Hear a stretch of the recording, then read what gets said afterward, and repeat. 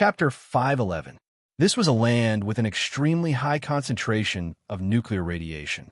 The environment was desolate, and every inch of space was filled with a thick layer of gray. The blue sky was covered with a layer of darkness, and the ground was covered with a thick layer of white dust. There was not a single bit of green in sight, and there was no sign of life. At this time, dozens of thin spaceships were parked there, and a group of mixed-blood Godora people wearing galactic combat suits were fiddling with some strange equipment. This vanguard was made up of ordinary Dark Star soldiers, and only the leader was a Grade B. Their mission was to hide, and they did not need to engage in combat. These spaceships were always in stealth mode, blocking all kinds of detection equipment. Han Zhao's fleet had scouted the entire planet, but was unable to find this small team. Dark Star had spent most of their skill points on stealth technology, or else they would have been killed long ago. Dark Star had placed small teams in all the planets where the mutation source was placed, and their mission was to observe the situation at close range. Through special equipment, they would be able to detect the radiation emitted by the mutation source and understand the growth stage of the mutation source. This set of equipment was given to them by the manufacturer of the mutation source, and they were truly a kind intergalactic arms dealer. However, this small team did not know the exact location of the mutation source, and they did not have any intention of searching for it. The orders from the higher-ups were not to interfere. In truth, this small team of Dark Star had already been hiding in Blue Star since a month ago and had not revealed themselves. Through the more advanced virtual technology, they had connected to the satellites of the Six Nations and shared the vision of these eyes. The destruction of this planet by the mutation disaster was seen by them, but they were not concerned about it. It was only until the appearance of Black Star that this small team started to pay attention and sent the news to the headquarters. The upper echelons of Dark Star were paying attention to the progress of the plan. Black Star had once caused them to lose an elder, and he was already an enemy in their eyes. This news surprised the upper echelons, but after a round of discussion, they all felt that the reason Black Star had appeared in Blue Star was not because of them. We've investigated it. Blue Star is Black Star's hometown, and we happen to choose this planet. It should be that the natives of Blue Star have a way to contact Black Star. After the disaster happened, they asked for help from Black Star, which is why the current situation happened. The reason for Black Star's arrival has nothing to do with us. This is a coincidence. Indeed, that's the most logical explanation. We're hiding in the dark, so no one will know that these disasters are part of our plan. Ghodora's people will soon head to these planets for disaster relief. One more Black Star is just one more rescue team. Blue Star is just one of the planets and will not affect our plan. Although they viewed Han Zhao as an enemy, they did not want to alert the enemy at such a crucial moment. Furthermore, after their investigation, they found out that Black Star actually had a Tycoon-grade blacklight stealth and could escape as he wished. Thus, Dark Star gave up on the idea of attacking him. In their eyes, Han Zhao's appearance was just a coincidence and would not affect the overall situation much. There was no need for them to be too nervous. At this moment, they had to prioritize the mission and not expose themselves. The mutation disaster was the core of Dark Star's plan, but the most important thing was their following actions. They had to wait for the right opportunity. In the next few days, the news about the Garden Star System became more and more intense. The advanced civilizations of the other star systems all watched on, but no one wanted to help. Those unlucky planets were under Ghodora's jurisdiction, and according to the rules of civilization diplomacy, they should be handled by Ghodora. If the other advanced civilizations did not interfere, no one would blame them. However, if Ghodora did not help their allies in their jurisdiction, it would be a huge blow. Of course, the disaster relief was not forced, but this would affect Ghodora's reputation and position in the Shattered Star Ring. The other allied civilizations would reevaluate their relationship with them. As a member of a lawful faction, they still had to follow certain rules. In order to stabilize their ruling position in the Garden Star System and calm the public opinion, Ghodora would naturally not sit by and do nothing. Spaceships departed from the various military space stations of Ghodora one after another, heading to different star zones to provide disaster relief. The Six Nations, who had been waiting anxiously, finally received the news that the fleet was about to arrive at Blue Star. The upper echelons of the Six Nations were almost moved to tears. After more than a month, Ghidorah had finally remembered that it was the father. It was finally coming. With Blue Star's technology, they were unable to find the source of the mutation disaster, but they believed that Ghidorah would definitely be able to. With Ghidorah's help, the disaster should be resolved very quickly. While the Six Nations had given in to Han Shao, the position that Ghidorah had established over a long period of time would not be weakened so easily. What Black Star had promised them was the future, but there was no way to resolve the root of the calamity at the moment. Thus, when it came to dealing with the mutation disaster, the Six Nations still trusted Ghidorah more. On the day that Ghidorah informed them of the arrival date, the leaders of the Six Nations brought some of their high-ranking officials to wait at the landing point. They provided the landing coordinates for Ghidorah. This is the first time that the Ghidorah civilization has come on a large scale. We have to welcome them with the highest level of etiquette. Meeting Ghidorah's fleet was a huge matter for the entire civilization. Even though the Six Nations were in a difficult situation and had only managed to restore some order with the help of Han Shao, the Six Nations did not dare to treat their savior carelessly and still prepared a welcoming ceremony. However, the upper echelons of the Six Nations were also very nervous. This was the first time that they had seen an alien fleet, and they were not clear about Ghidorah's culture or the situation in the universe. They were afraid that they would do something that would cause a misunderstanding. On this day, the astronomical organizations of the Six Nations paid close attention to the sky. Their mission was to find traces of Ghidorah's fleet as soon as possible. The afternoon sun was at its brightest, and a fleet coincidentally entered Blue Star's atmosphere. A golden spaceship appeared from the clouds and slowly flew above Blue Star. This image was immediately obtained by the Six Nations. The leaders of the Six Nations were all on high alert and prepared to welcome Ghidorah at the landing point. At this moment, the observer reported, "No, Ghidorah has changed their route. They are not here." What? The officials at the landing point were all shocked and hurriedly shared the image with them. They saw that Ghidorah's fleet did not land at the designated location, but changed their route midway and headed toward the sanctuary. The leaders of the Six Nations were all shocked. The interaction between civilizations should be led by the Six Nations. Furthermore, they were the ones who requested for help. However, Ghidorah had ignored them and ran over to Black Star. They were the true rulers of this planet. They had wanted to personally meet Ghidorah and display the etiquette of the Blue Star civilization, but the actual situation was completely different from what they had imagined. The welcoming ceremony that they had painstakingly prepared was wasted, and the upper echelons of the Six Nations could not help but feel depressed. At the same time, they had a thought. Could it be that to Ghidorah, the entire Blue Star civilization was not as important as a single Black Star? The leaders of the Six Nations felt a sense of humiliation and could not help but think of what Han Shao had said. If they wanted to have a conversation as equals, they had to at least jump out of the level of the natives. The Golden Fleet floated outside the sanctuary, and the players ran out to take a look. Bennett knew that the Six Nations had requested help from Ghidorah, but he did not expect the fleet to come to him. He hurriedly went out to welcome them. Buzz! The bottom of all the spaceships opened up, and yellow gravitational beams shot out, pulling out Ghidorah people one by one. It was like laying eggs. The rescue team slowly landed, and the commander at the front was Nagajan. Outside the walls of the sanctuary, there were many new residential areas. When the guards and refugees saw this scene, their mouths were wide open, and their faces were blank. This was the first time they had seen Ghidorah people, and they were both shocked and nervous. They stared at these aliens without blinking. Bennett had seen the Ghidorah people that Han Shao had captured before. At this moment, he calmed himself down and walked forward to welcome them.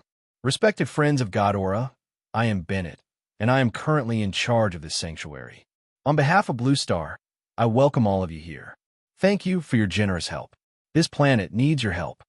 Nagajan did not deny it, and pointed at the spaceships above the sanctuary.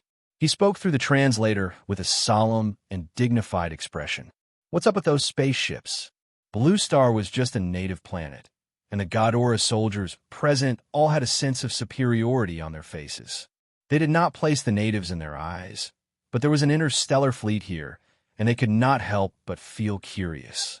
The reason Godora's fleet had come to the sanctuary was not because they knew that Han Xiao was there, but because they had discovered Han Zhao's fleet. As such, Nagajin changed the route of the fleet and did not land at the coordinates provided by the Six Nations. Instead, they came here to investigate. Nagajin had the strength of a Calamity-grade super, and the aura that he unconsciously exuded made Bennett's heart tighten. He subconsciously felt a sense of danger and forgot to speak. At this moment, Han Xiao walked out from the crowd and chuckled. "Nagajin, we meet again. It's you."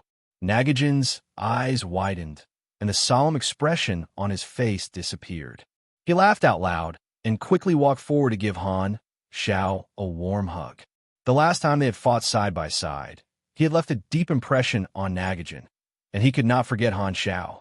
At this moment, he recognized him at a glance. "Black Star? Ha ha! I didn't expect you to be here too."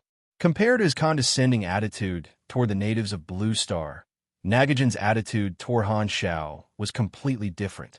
He hugged and patted Han Xiao's shoulder as though he was an old friend. It was a complete difference in treatment. Hearing this, the troops behind Nagajin were in an uproar. "It's actually Black Star, that mercenary who killed a Dark Star Calamity-grade super alongside Nagajin." The arrogance on the faces of the people of Godora was replaced by shock. Looking at the two of them, Bennett was shocked and said in disbelief, You know each other? Didn't I tell you before? I have many friends in the galaxy." Han Xiao let go of Nagajin and said with a smile. Bennett nodded. He had indeed heard Han Xiao mention it before, but he did not know the details. Seeing Han Xiao and the commander of the Godora fleet calling each other brothers, he finally had a direct understanding of Han Zhao's position in the galaxy. "You're probably doing better than I thought." Bennett sighed with mixed feelings. Not too long ago, Han Xiao had also sent him an invitation, and he had chosen to stay in Blue Star. Now, the gap between them had become so huge. He had even been frightened by the aura of this commander of Godora, but the other party was extremely friendly toward Han Xiao. Bennett was only disappointed for a moment before he recovered and was secretly happy for Han Xiao. In the distance, the players were whispering, "I didn't expect Godora to come to our planet." The officer on the other side seems to be an acquaintance of the captain. I remember in Pork Bun's video that the captain has a good relationship with Godora. He should be the one who called the Godora people over for help. Amazing, the captain is really impressive. Ignorant, do you think the Black Star contact group is called for nothing? Ever since Han Xiao had started to recruit players, the way he was addressed by the players had gradually changed. He was no longer called Black Star, but Captain. Even the players who had not joined the mercenary group liked to call him that. This made the players feel closer to him. Not long after, this name became popular on the forums, and Captain became his new nickname. Because Pork Bun's video had recorded many of the deeds of the Black Star mercenary, the players knew that Han Xiao not only had the background of Floating Dragon, but he also had a good relationship with the various large mercenary groups. Furthermore, he had a good relationship with many civilizations of order. Some people jokingly called it the Black Star Contacts Group. Many people found it funny, and those who had watched the video resonated with it. Thus, it quickly became a meme. The information of the players was limited, and they did not know that the mutation disaster was caused by the battle between Godora and Dark Star. They also did not know that the Six Nations had asked Godora for help. Thus, at this time, the players still thought that the Godora fleet was summoned by Han Xiao. As expected of the Black Star Contacts Group, Nagajin was happy for a while before remembering his duty. He asked, "By the way, why are you here?" Chapter 512. So that's the case. Nagajin muttered. Godora's rescue team had just arrived, and it was time for them to gather information.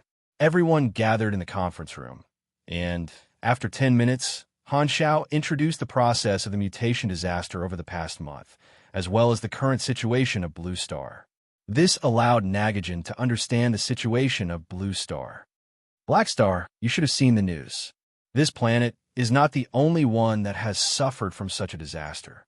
The War Bureau and Investigation Bureau have sent out many teams to provide relief. With so many planets suffering from such a disaster, we feel that this matter is extremely suspicious. That is why we sent someone at my level to lead the team. Nagajan said with a deep voice. You have just told me the theory behind the mutation source, and such biological weapons are not commonly seen. While I do not know where your information came from, I believe that you should know what is going on behind the scenes, right? Han Zhao's eye sparkled.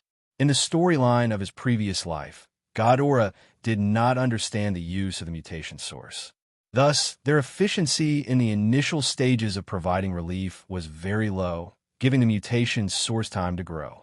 Han Zhao's information had helped Ghidorah point out the correct path, and the subsequent effects would definitely increase the overall progress of the mission.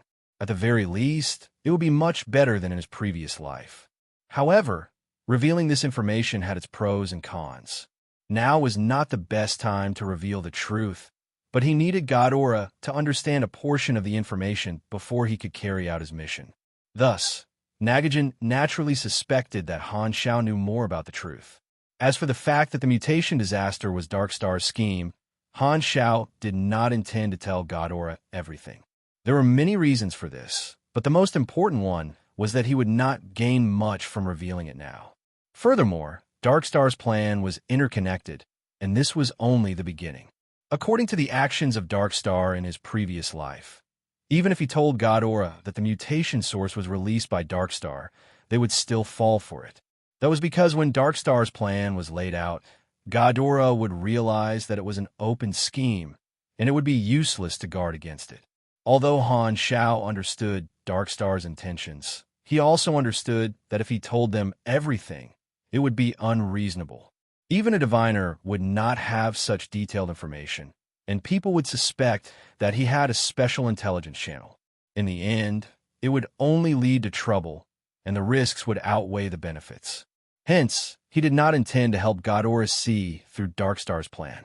Instead, he wanted them to fall into his trap. This was in line with his own interests. The reason why Darkstar had bought the mutation source as a tool to create a calamity was because he knew that this was a problem that could not be solved in a short period of time. The only way was to hand over the mutation source in his hands and allow Ghidorah to develop a large-scale antidote. In order to maximize the benefits, he naturally could not hand over the mutation source before the crisis happened. Only when Ghidorah fell for the trap and realized that time was running out would he be able to obtain the greatest benefits. As for the suspicion that would arise if he handed over the mutation source, Han Zhao had already planned for this. Back then, during the secret message bead incident, he had dragged Floating Dragon into the water. Furthermore, he had the mutation source in his hands, which could be explained as Floating Dragon secretly opening the secret message bead and keeping the item inside. As such, he had obtained the item and pushed the blame to Floating Dragon. With Ames's position, Darkstar would not dare to offend her, and Ghidorah would not be a busybody. Thus, his risk would be reduced. He might even be able to help Floating Dragon gain the favor of Ghidorah. Han Zhao was almost touched by his own thoughts. These thoughts flashed past his mind, and Han Zhao did not let anyone see any abnormalities. With a natural expression, he replied to Nagajan, "You misunderstood. You're mistaken. I've seen the power of large-scale biochemical weapons in a job before, so I asked the intelligence organization to collect some information. At the same time, I'm also a member scholar. I've read about similar cases in their database, but I don't know who released this kind of biochemical weapon." After pausing for a while, Han Zhao shook his head and said, "However, this matter is indeed strange. If I had to guess, the only one who would do such a thing is your archenemy, Darkstar." Nagajan nodded heavily. "I think so too. Darkstar has always been going against us, but they have been keeping a low profile for the past 2 years. They definitely have a bigger plan, but it is a pity that there is no evidence pointing to them." Han Zhao chuckled. With their character, they would probably jump out and admit that this was their doing. Nagajan's expression became troubled. That's right, Darkstar would not care about this at all. In any case, disaster relief is a must. Han Zhao deftly changed the topic, causing Nagajan to suspect Darkstar, but not be certain. This was enough. He continued, "We can work together. I arrived a few days earlier than you. In my opinion, the problem we face can be summed up into two tasks. Nagajan calmed down and listened carefully.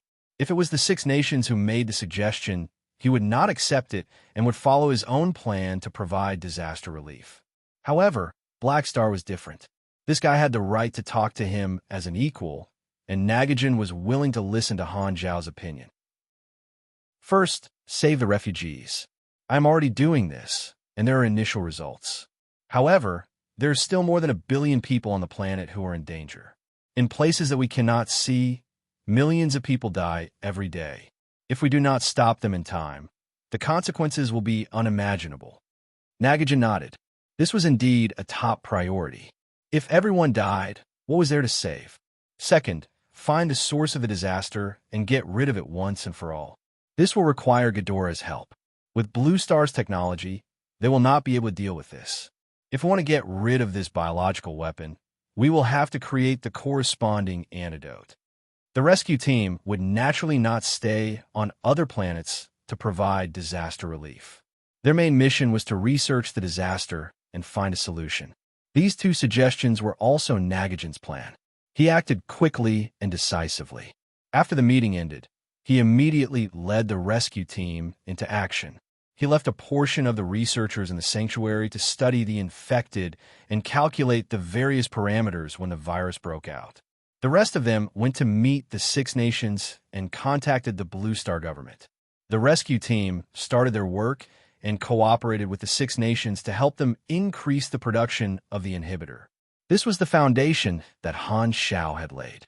If Han Zhao had not shared the inhibitor formula with the Six Nations, the situation would have been completely different.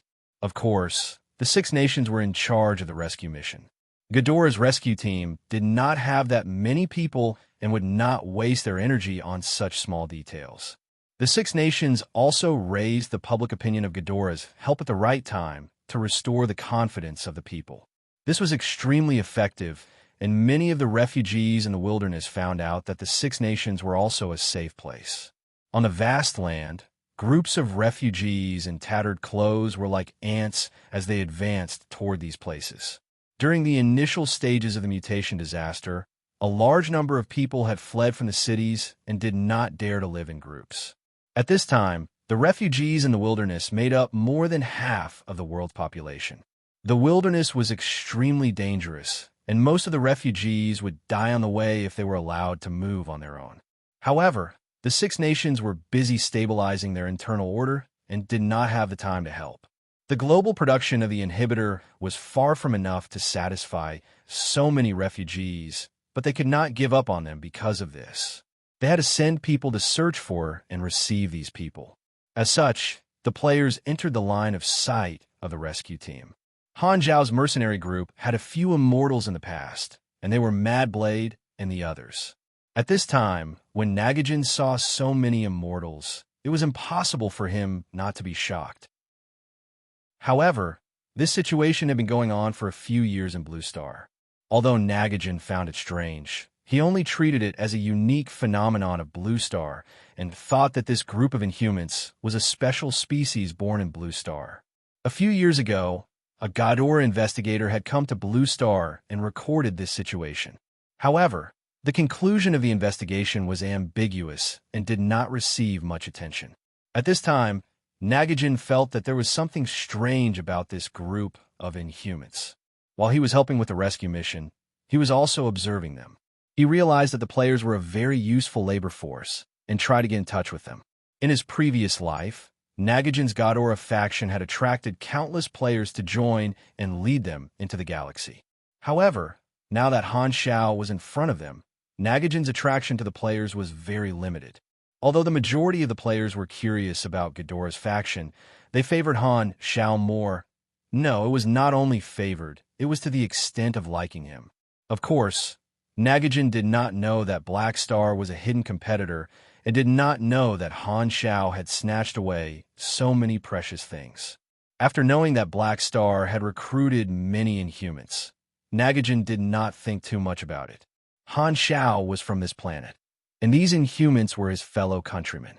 It was extremely normal for them to be willing to follow Black Star. This did not stop Nagajan from giving out missions to the players.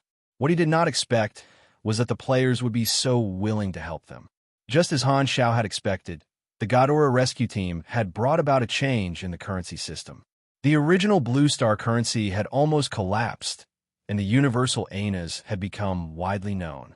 The Sanctuary also had missions that could be done, but compared to Ghidorah's rescue team's missions that rewarded Anas, they were not competitive at all. The players knew that Anas would be the universal currency in the future, so it was obvious which side to choose. The missions given out by the rescue team were limited, causing countless players to fight for them. Furthermore, with Han Zhao's shop whetting their appetite, the players could not wait to earn money to buy equipment. Han Xiao did not give out missions that rewarded Anas to the players. It was impossible for him to use his own money. However, he relied on his relationship with Nagajan and asked him to give out missions with higher rewards in the name of employment. The players who joined the mercenary group could receive these missions. In other words, as long as they joined Black Star, they would be able to receive better missions from Ghidorah Rescue Team. This was Han Zhao's position on the mercenary group's profits. We are not the producers of missions. We are the carriers of missions. Using the mercenary group's connections and reputation to receive missions, they would then give them to the players. This way, the players would have endless missions, and they would then let the players spend them. This was equivalent to letting the players earn money from the NPCs, and the money would then be returned to them. The players were like hardworking bees. This was a circular chain, like a fully automated agricultural harvester. There was no need for Han Xiao to worry about it at all. The players felt the benefits of joining the mercenary group, and the players who had not yet joined became even more eager. There were people discussing on the forums whether they should join Black Star or Ghidorah, and the final conclusion was that the Black Star mercenary faction completely crushed Ghidorah. If they joined Ghidorah, they could only accept missions from that faction.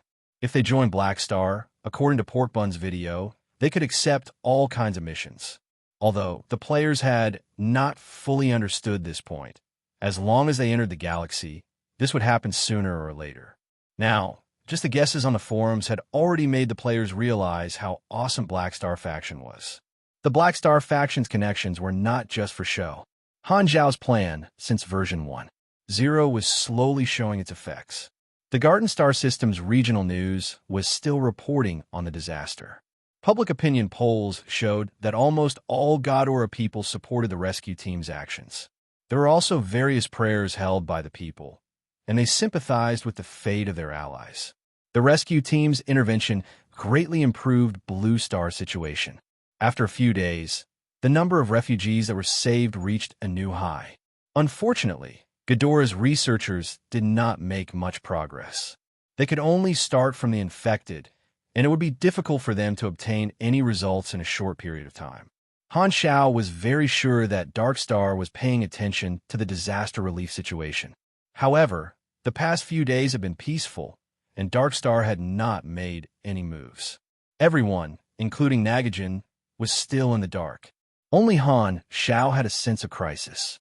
Blue Star's situation seemed to be improving, and it seemed like they would be able to stabilize the situation soon. However, Han Xiao knew that the mutation disaster was not so simple. When the mutation source grew to the next stage, its effects would become even stronger. Those who had been injected with the suppressant would be affected once more, and they would have to increase the dosage by 3 times before they could continue to be immune. The production rate was the greatest limitation, and the more people they saved, the more likely they would have to abandon a portion of them. The conflict that would arise from this was extremely troublesome. Furthermore, the higher the stage of the mutation source's growth, the more its intellect would grow. Its symptoms would no longer be random, and it would start to have a goal. Furthermore, it would not only affect ordinary people, but also some of the weaker supers. As the virus grew, it would gradually be able to affect stronger people. The most frightening thing was that when the mutation source grew to a certain stage, every time it acted up, it would cause a certain amount of damage to the infected person's brain. As time passed, the person's ability to think would gradually deteriorate. Furthermore, when the virus acted up, the person would feel an unprecedented stimulation, and the pleasure would be many times stronger than mating. This was addictive, and the infected person would not even be willing to be injected with the suppressant. Since Han Xiao knew all this, it meant that the storyline in his previous life had already reached such a stage. If the mutation disaster was not resolved, there would only be one path of retreat left: abandon the planet and migrate the survivors. This was the worst outcome, and Sunil was a good example. The treatment of the refugees on the mutation disaster planets might not be any better than Sunil, and the final outcome would be the destruction of their civilization. Currently, the situation had not reached such a stage, but Han Xiao was not as optimistic as the others. While Darkstar had suffered a few setbacks because of him, they were still extremely ferocious. Apart from providing disaster relief, Han Xiao also remembered Han's request and asked Nagakin to look for clues regarding the portrait of the Godarin, and Nagakin agreed to it without hesitation. However, to his surprise, Nagakin's investigation had yielded results very quickly, and they had locked onto the identity of the Godora person that Hannes had met. And the truth was far beyond his expectations. Chapter 513. In the room, Hannes and Bennett sat opposite each other. Han Xiao read the information out loud and passed it to the two of them. This information was given to him by Nagakin. After matching the portraits, Godora's AI quickly locked onto the target in the database. In a galactic civilization, all citizens were recorded in the database. As long as they used this identity to move around, the relevant records would be sent back to the database. High-level civilizations did not only store information in the database. The database was only the biggest backup. Other than that, when the information was transmitted, it would pass through some individual information nodes and automatically make secret backups, forming a data chain. Even if the main database failed, all the information would not be lost and could be retrieved from other nodes at any time. The information about the identity of citizen was naturally confidential, but with Nagakin's position, moving the database was just a matter of saying a word. According to the rules, the file could not be viewed by outsiders, but the rules were dead. Nagakin wanted to be on good terms with Blackstar. If he only wanted this kind of simple information, the upper echelons would turn a blind eye. After all, with power came privilege. Of course, Nagakin asked Han Xiao why he wanted to investigate this person, and Han Xiao did not hide it. He said that a friend met a stranger from Godora on Blue Star. As for Han's speculation, there was no need to reveal it. It's him. Hannes carefully looked at the portrait on the file and confirmed that this Angeli was the mysterious Godora person he met on Blue Star. However, the person in the file looked much younger. He could not help but ask, how old is this person? According to the year of birth, Angeli is already more than 90 years old. The lifespan of a Godora person is about 1.5 times longer than yours. However, this is rarely calculated in the universe because of the existence of the hibernation pods, which can greatly slow down aging. According to the file, there has been no record of Angelo's activities since decades ago, which means that he hasn't used his own identity during this period of time. When you met him, he was already in the life-threatening cabin. Perhaps he has already been in Blue Star for a long time, Han Xiao muttered. He glanced at the file again, with a thoughtful expression on his face. This file could be considered rather detailed, and there was basically a record of Angeli's life from the moment he was born to the moment he disappeared. What surprised Han Xiao was that this file was far too ordinary, and it looked just like an ordinary galactic citizen. With the productivity of Godora, most of the citizens did not need to work anymore. This was also a common problem in most advanced civilizations. He would not starve to death even if he did not earn enough money.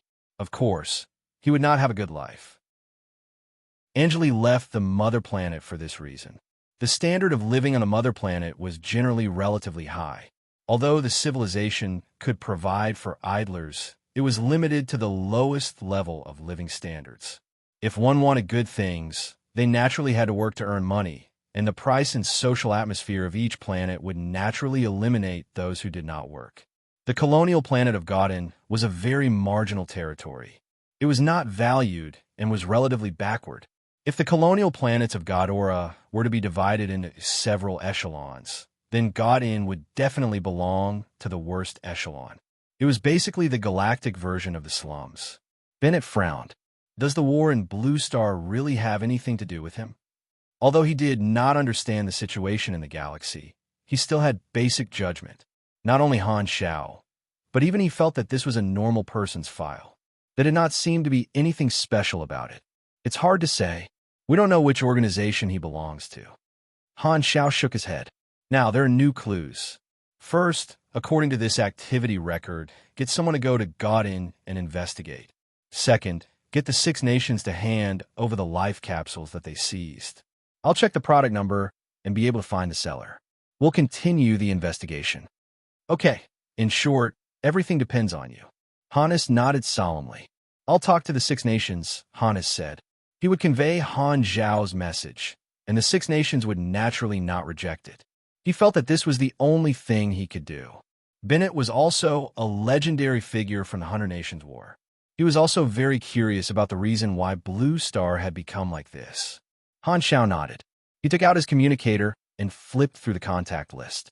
Thousands of names flashed by, and he chose a mercenary from the Sky Ring Army to contact. This person was a comrade from a previous mercenary mission. After the call was connected, the other party's tone was friendly. Han Shao exchanged a few pleasantries and asked for help. He sent Angelo's information over, and the other party agreed to check it out. As the god and colonial planet was rather far away, Han Shao had things to do in Blue Star and was not prepared to let his mercenaries leave.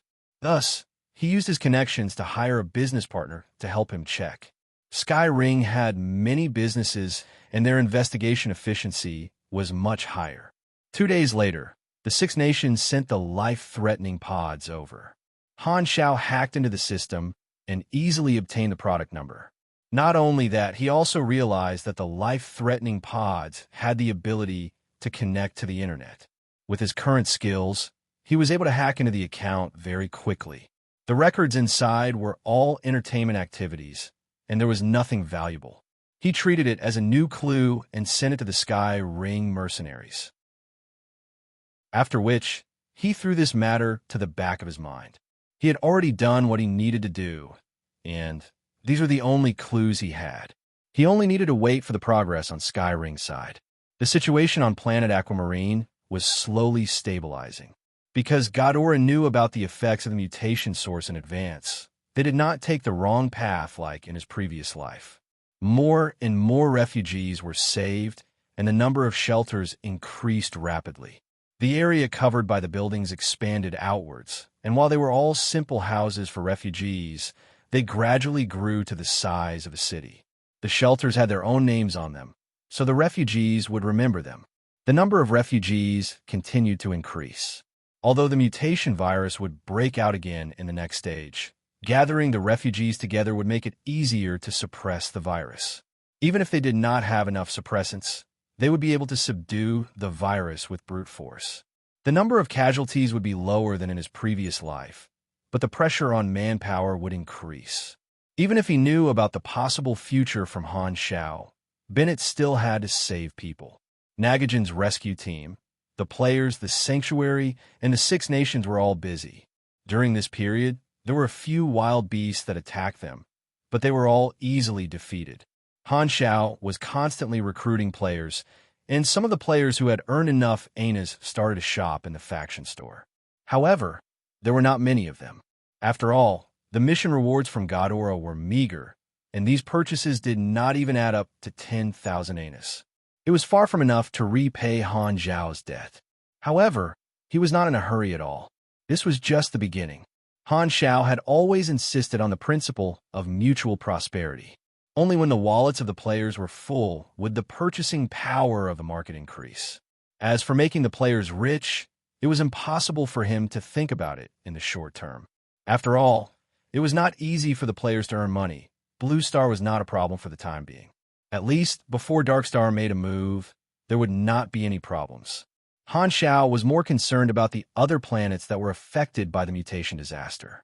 The situation of the disaster was broadcasted in the Garten star system through the news, and the people of Godora were still praying and supporting the rescue team. However, there were some different voices that appeared. So many planets are experiencing disasters, and the symptoms are all similar. This is too much of a coincidence. It is definitely not that simple.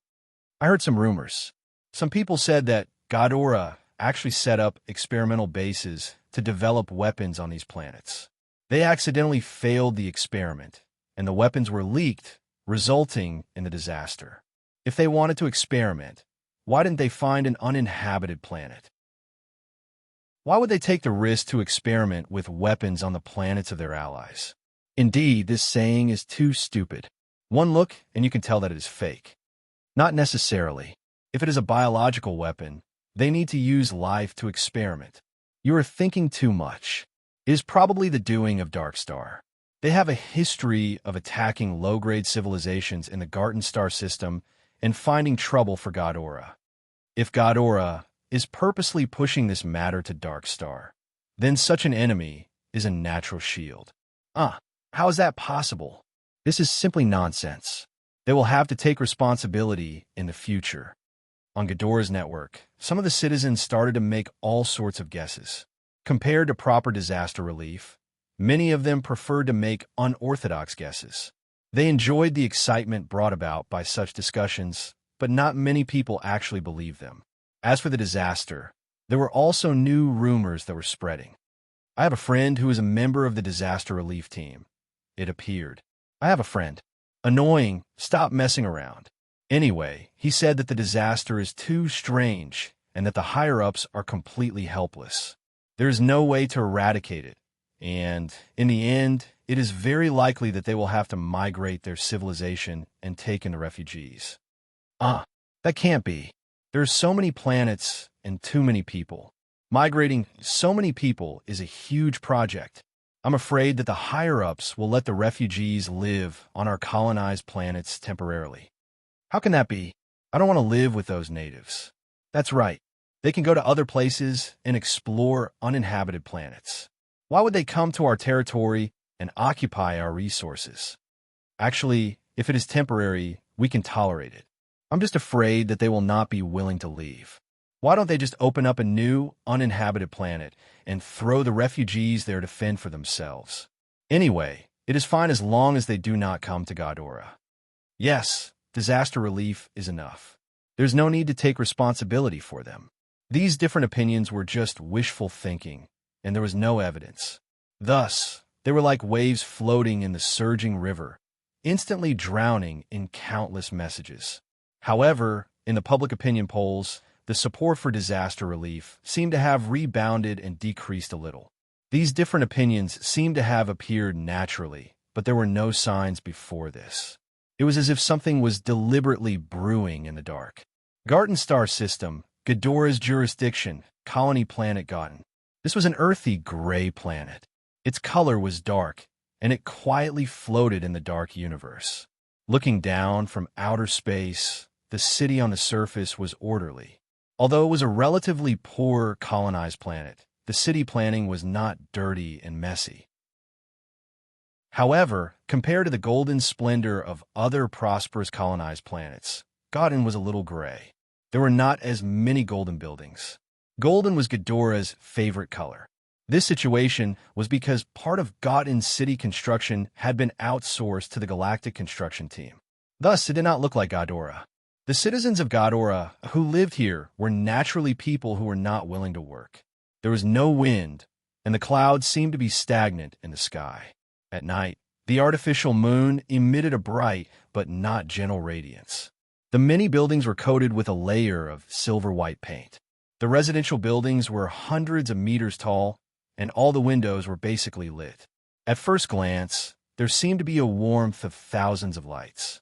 However, if one understood the reason, they would know that this was because the citizens of Ghidorah were not willing to work and loved to stay at home.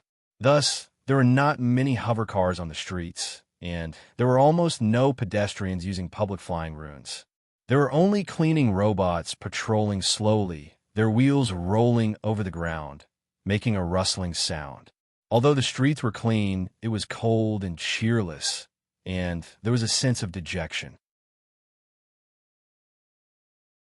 Chapter 514. His name was Ketten, and he was the owner of this house. He used to work for the Godora Investigation Bureau. However, he was fired due to his negligence and was imprisoned for many years. After he was released, he moved to the colonial planet Godin and had been living there ever since. The other two were his friends. Of course, I've heard about it. The television is always talking about how many low-level civilizations have met with disasters. The other person shook his head. It has nothing to do with us. Why are you talking about this? Are you trying to steal a card when I'm not paying attention? Scram. Kitten was not in a good mood. He then lowered his voice and said softly, "Do you still remember what I told you?" "Which one?" "What happened when I was still working for the Investigation Bureau." "Heh, you bragged about it a few hundred times. We're tired of hearing it." Kitten laughed. "Do you know that planet is also on the list of disasters? I don't know what it has become over the years. I want to go back and take a look. How about it? Do you want to come along? Are you sure? That planet isn't safe now. The older I get, the more I want to see my past achievements." Kitten laughed. "Furthermore, my old friend has always been there. He can guide us and guide us. Furthermore, the disaster relief team is there too. We can pretend to be visitors or volunteer to help the disaster relief." The two of them were surprised when they heard this. It can't be. He's still on a primitive planet? Won't he be bored to death? Are you stupid? His cockpit can be connected to the internet. I've always been in contact with him. Kedden rubbed his hands excitedly. Just as he was about to continue speaking, the doorbell suddenly rang. Ding dong, ding dong, ding dong. The three of them jumped in fright. It's already so late. Who's looking for me? Kitten was puzzled. He walked to the door and looked through the peephole. There were a few people he did not recognize outside the door. They were wearing combat uniforms with a circular pattern in the center of their chest. He seemed to have seen this symbol somewhere before. Opening the small window on the door, Ketten revealed his face and asked cautiously, "Who are you looking for?" The man sized Kieran up and asked, "Are you Goldemidland?" Strange. How did this group of people know my username? Ketten felt that something was wrong and denied it. Just as he was about to close the window, the person outside the door suddenly raised a laser pistol and aimed it at Ketten's forehead.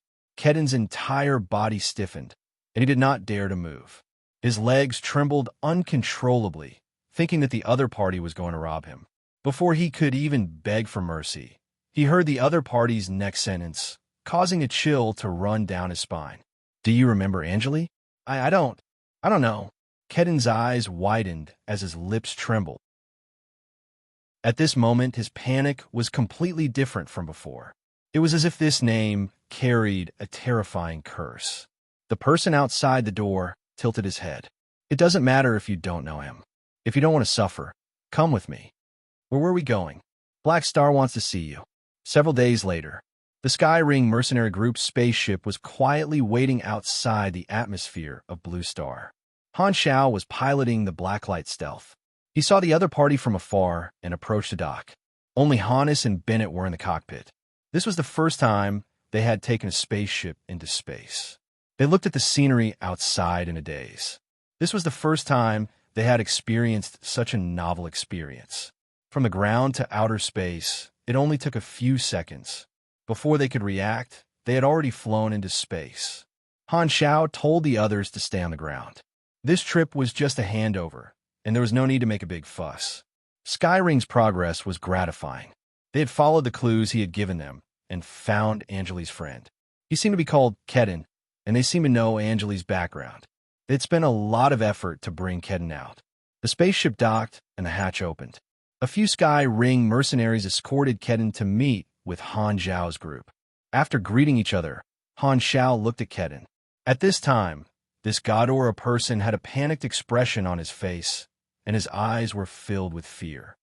"Don't be afraid. I just want you to tell me some information." Han Xiao took out Angeli's portrait and said, "You know this person, right?" Ketten shook his head like a rattle drum. The Sky Ring mercenary interrupted. "I gave him a lie detector. He's lying. Since you're so scared, you probably know some inside information. Then I'll ask you directly. Are you related to Blue Star's war in the past?" Han Zhao's eyebrows jumped. He might have caught the culprit. "No, I've never heard of Blue Star before. You got the wrong person." Ketten's teeth were chattering. Of course, no one believed him. Han Xiao took out a fingernail-sized metal plate and placed it on Keden's neck. He then activated it with his mechanical force. Keden's entire body trembled violently, and his eyes rolled back. He fell to the ground, twitching nonstop, and lost control of his bladder. "Let me introduce it." Han Xiao pointed at the metal plate and said, "When this little cutie is activated, it will release a high voltage. If you like this feeling, then never open your mouth and slowly enjoy it." The electrotherapy was a violent interrogation. Keden's attributes popped up on the interface. He was just an ordinary person, not a super. Keden was like a fish on land. He was electrocuted to the point that he kept jumping around. A few minutes later, he begged for mercy with tears streaming down his face. He promised to tell them everything he knew, just so that he would not be tortured. Everyone lifted Keden up and placed him on a chair to let him rest. They also put a lie detector on him. Keden's hands and feet were still trembling. He looked at Han Xiao with a guilty conscience and began to speak. I used to be a low-level member of Ghidorah's investigation department. That was a few decades ago. At that time, Ghidorah had just discovered the Blue Star civilization. A low-level civilization that was still on the surface would normally be observed. My job was to observe the development of this new civilization for a long period of time before making an assessment and submitting it to the War Bureau or the Ministry of Foreign Affairs. This job was very easy, but was also very boring. Get to the point. What is your relationship with the Blue Star civilization? Hannes asked. Keden's lips trembled, and he said in a low voice, That was my doing. I used my position to find someone to go to Blue Star civilization and let him start the war in secret. It is indeed related to Ghidorah." Hannes was furious. Bennett also stood up with a sullen expression. "How exactly did you do it?" Han Xiao felt that it was a little strange. Keden explained it once. He pretended to be a guest from a high-leveled civilization and contacted some countries privately, making some false promises or emphasizing some theories. In any case, the words of a high-leveled civilization were easily accepted by the indigenous civilizations. Then, he secretly fanned the flames. During this period, he also met some people with bad intentions, but the disguised emissary had an invisible spaceship, so he was not afraid at all. At that time, Blue Star had just found out about the existence of a high-leveled civilization in the galaxy. It was a time when the world was in chaos. If things continued to develop naturally, there might be a chance for things to stabilize again. Furthermore, the various countries would deepen their cooperation and enter the new era peacefully. This was the most logical thing to do. However, at such a time, there were aliens secretly fanning the flames and intensifying the conflicts. As long as the flames of war were ignited, it would spread like wildfire. Even countries that did not want to go to war would be dragged into the whirlpool and unable to stay out of it. In the end, Blue Star broke out into a great war of the old era, and only 6 countries were left. The theory of internal friction was the source, but more importantly, the emissary from a high-leveled civilization led the development of the civilization to the path of war. Most of the records of the emissary were destroyed. Hannes had already guessed this before, and now that his guess was confirmed, he was furious. Bennett was the same. They were people who had experienced a great war, and at this moment, they felt a chill down their spines. The civilization that was helping Blue Star was the mastermind behind the plot against them in the past. Why would a galactic civilization do such a thing? Were they trying to swallow up Blue Star? Or were they trying to get rid of an enemy with potential? What about Angelo? Han Xiao asked with a frown. He and I have been friends since we were young. We used to go to school together, but my results were excellent, so I got into a school under the Investigation Bureau. After that, he moved away from his mother planet, and we did not meet for a period of time. However, our relationship is still very good, so I found him to cooperate. He pretended to be an emissary while I stayed at my post to cover for him. Han Xiao was about to nod, but he suddenly realized that something was wrong. His eyes flashed, and he said in a deep voice, "Why is Angelo the one pretending to be an emissary? He's just an ordinary citizen." He found something suspicious. If this was done by Ghidorah, they would have definitely sent professionals. Why would they choose Angelo? Could it be that Angelo had another identity? Chapter 5:15. The more Han Shao listened, the more confused he became. What do you mean? Wasn't it Godora who asked you to do this? Kedin was stunned for a moment and realized that this group of people had misunderstood something. He hesitated, but then he remembered that the other party had the ability to detect lies. His face turned pale, and he said softly, "No, this has nothing to do with Godora. This is my personal plan." Hannes and Bennett, who were filled with righteous indignation, were suddenly stunned. I have such authority in my hands, and my daily work is too boring. One day, when I saw the situation of the Blue Star Civilization, I suddenly thought of using the Blue Star Civilization as a sandbox and playing with this planet. After all, it is a native civilization, and it is very easy to fool them. Furthermore, there is no risk, because the upper echelons do not care about the internal conflicts of low-level civilizations. I wanted to start a war and watch you guys fight. Because of it, I felt that this would be very interesting. I thought of it, so I did it. Angelo cooperated with me, but he chose to stay in Blue Star. He felt that returning to Godora would be meaningless, so he would rather stay on a native planet and personally witness the effects that he had caused on this planet. He felt that this matter was very interesting. After Kedin finished speaking, everyone became silent. The lie detector did not sound any alarm, which meant that everything was true. Hannes and Bennett opened their eyes wide in disbelief. This was not the plan of the Godora civilization. Was it just because it was interesting? Impossible. Hannes lost his composure. You're just an ordinary person. If Godora did not interfere, how could two ordinary people do such a thing? Kedin shrunk his head and said softly, "Actually, it is quite simple.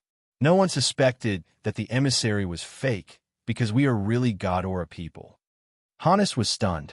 He had thought that two ordinary people would not be able to cause a war to break out on Blue Star. But at this moment, he was speechless. That's right, they were all Godora people. That was enough, because Godora's civilization was advanced. Godora's people were also advanced. Who would suspect that? Bennett's face was ice cold as he grabbed Kedin by the collar. Countless people from Blue Star had died because of the war, and the reason was that this Godora person in front of him thought that it was fun. However, looking at Kedin's panicked, but not guilty expression, Bennett swallowed the words that were about to come out of his mouth. At that time, in the eyes of this Godora, the Blue Star civilization was like an ant's nest. How could playing with ants be a sin? Han Shao had a strange expression on his face. He felt that it was ridiculous.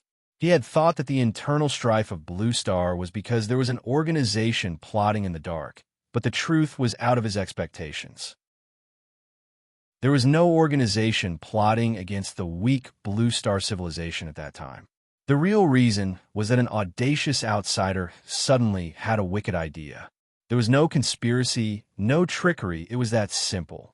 A small god or a person was bored and started a war for fun. After watching the show, he pretended that nothing had happened. In the end, due to the convenience of his position and the fact that Godora's civilization did not value Blue Star, this matter was kept secret for decades. As for Angeli, he was a loser who could not survive in his own society. He purposely bullied the weak and stirred up trouble. He saw it as a form of entertainment, looking for a sense of superiority on an aboriginal planet. The two of them relied on their golden skin. The matter was that simple. It was extremely absurd, but it was so real that it was tragic. Because they were weak, they were reduced to playthings. This made Han Shao feel like a woman from a good family being molested by a little brat who relied on his family's power and influence, unable to resist. To the Blue Star civilization, this was like an unexpected disaster. An unexpected disaster. Although he did not have any special feelings for Blue Star, he was not someone who would be affected by emotions. At this time, he was indeed a little angry. It was not toward Godora. In this matter, perhaps the crime of Godora's civilization was that they were too strong, so strong that their citizens were too superior. This is ridiculous. Han Shao let out a breath of turbid air. His mood was complicated. Even when the interface showed that the hidden Grade A mission had been completed, he was not in the mood to check it immediately. The Sky Ring mercenaries left, but Kedin was left behind. After knocking him out, he was locked in a cage. Han Shao handed him over to Bennett. Hannes and Bennett found it hard to accept this fact. The changes of Blue Star over the past few decades. In the face of this ridiculous reason, all of the suffering seemed to have become meaningless. An entire civilization was being toyed with by two aliens. It was like a joke. This planet could have been a better place. Since things have already come to this, don't think too much. If this is the truth, you have to believe it even if you don't want to. Han Shao shook his head. Bennett lowered his head and thought about something. Suddenly, he stood up and looked at Han Shao seriously. When you were negotiating with the Six Nations, I did not interrupt, but I thought that you were ambitious at that time. Although I did not say anything, I did hold a grudge against you. But I was wrong. Bennett clenched his fists. Only now do I understand your good intentions. Being weak is a sin. You went to the universe not only to deal with the disaster, but also to fight for a future for Blue Star. You are greater than me. Han Zhao's mouth twitched. Since when did he have such thoughts? Could it be that the higher the favorability, the stronger the imagination? If not for you, this planet would have been kept in the dark forever. I thank you on behalf of the entire Blue Star. Bennett bowed deeply and did not get up. Hearing this, Hannes stood up and bowed as well. Don't be like this. You guys are making me feel like I'm a good person. Han Shao had a helpless expression. Everything he did was for the sake of profit. It was just that his actions that extended from profit had led to some good results. However, he had never thought of himself as a good person. Just like now, he had already started to think about how to use Kedin's value. At the same time, in Black Phantom's sanctuary, the players came and went, and they were still active in the front lines of the disaster relief. In the arena, not far from the square, the Black Star mercenaries started a new round of selections. The sounds of fighting and shouting could be heard from afar. Many of the refugees who had been injected with the suppressants had hope for life again. Although they were in the midst of a disaster, the sanctuary was brimming with vitality. In the sky, a few Godora disaster relief team spaceships were floating. Nagajan looked through the porthole at the arena below and thought about something. His adjutant stood at the side and observed his expression. Your Excellency Nagajan, what do you think of these Inhumans? They have great potential. Nagajan nodded slowly. After these few days of observation, he had deeply felt the potential of the players. He had paid a little attention to them at the beginning, but now he paid a lot of attention to them. With the unexpected surprise of the Inhumans, Nagajan felt that the goal of this trip was no longer just disaster relief. Although they were helping Blue Star with the disaster relief, it did not mean that Godora cared much about a low-level civilization. It was just the influence of public opinion and their identity. However, in Nagajan's eyes, the Inhumans seemed to be able to bring them greater benefits. There are a lot of Inhumans. There are about 1 million of them in the entire Blue Star. With so many supers and the potential to grow, they are a force to be reckoned with no matter where they are, the adjutant said. That's right. Maybe we should have a deeper interaction with the Inhumans. They are worth roping in. What do you want to do? Send out a recruitment notice to them. Just like Black Star, our Godora should be more competitive than a mercenary group. Nagakin made a decision. He respected Black Star's strength, but with such a large amount of super resources in front of him, for the benefit of the civilization, he could not sit back and do nothing. He also wanted a share of the pie. Chapter 516. Kedin was a citizen of Godora, and there was a small risk involved in this kidnapping. Thankfully, Kedin only lived on the fringes of society on colony planet Godin, and the Sky Ring mercenaries spent some effort to bring him over. However, according to them, there were 2 other people present at the scene, and there were many loopholes in this matter. After all, it was not Han Shao who personally led this operation. There was a risk involved, and even if it was a shut-in who did not work, Godora would still protect their citizens. However, Han Shao would not release Kedin. Although Kedin's actions were against the law in Godora, and he would be convicted if he was released, Godora would not compensate Blue Star for this. However, in the interstellar era, the movement between planets was extremely fast, and many citizens did not live on colony planet Godin. Instead, they would take spaceships to other star systems. The huge population and complex distribution of the population resulted in more freedom in the administration of law and order. It was a small matter for a citizen living on the fringes of the colony planet Godin to be kidnapped. The local law and order department did not have the manpower to pursue this matter into the universe, and the efficiency was not high. As long as Ghidorah could not find Kedin, this kidnapping would be left unsolved. After all, it was just a case of an ordinary person going missing, and it was impossible for them to invest a huge amount of resources to search for him. If they could not find him for a period of time, it would become an unsolved case. The Sky Ring mercenaries had activated stealth on the way, and it was difficult to track them after they jumped. At the end of the day, they were not teammates, and Han Xiao was very gratified. "You remind me of my hometown." Rista's voice suddenly sounded from the cockpit. "It's very tragic, isn't it?" Han Xiao shook his head. "At least there's still hope." After saying that, Rista fell silent again. He had always been in the blacklight stealth, controlling the spaceship, and did not like to show his face. Rista allowed Han Xiao to use his body and was very cooperative. Han Xiao also did not let Philip control the spaceship. In terms of artificial intelligence, Rista was naturally much better than Philip. After all, he was an AI life form. The blacklight stealth landed in the sanctuary, and Han Xiao instructed Bennett not to kill Kedin for the time being before he went about his own business. As usual, he inspected the situation of the recruitment and checked on Sylvia's homework. Then, he returned to his residence and checked the quest reward. 8 million EXP, one chance of a random reward, which he had not used yet. In addition, he was also rewarded with 2 free attribute points and 1 potential point. High difficulty quests would reward some attribute points. The best reward was naturally the Medal of Honor, which increased all attributes by 3%. You have gained. This thing was the same as the character summon card.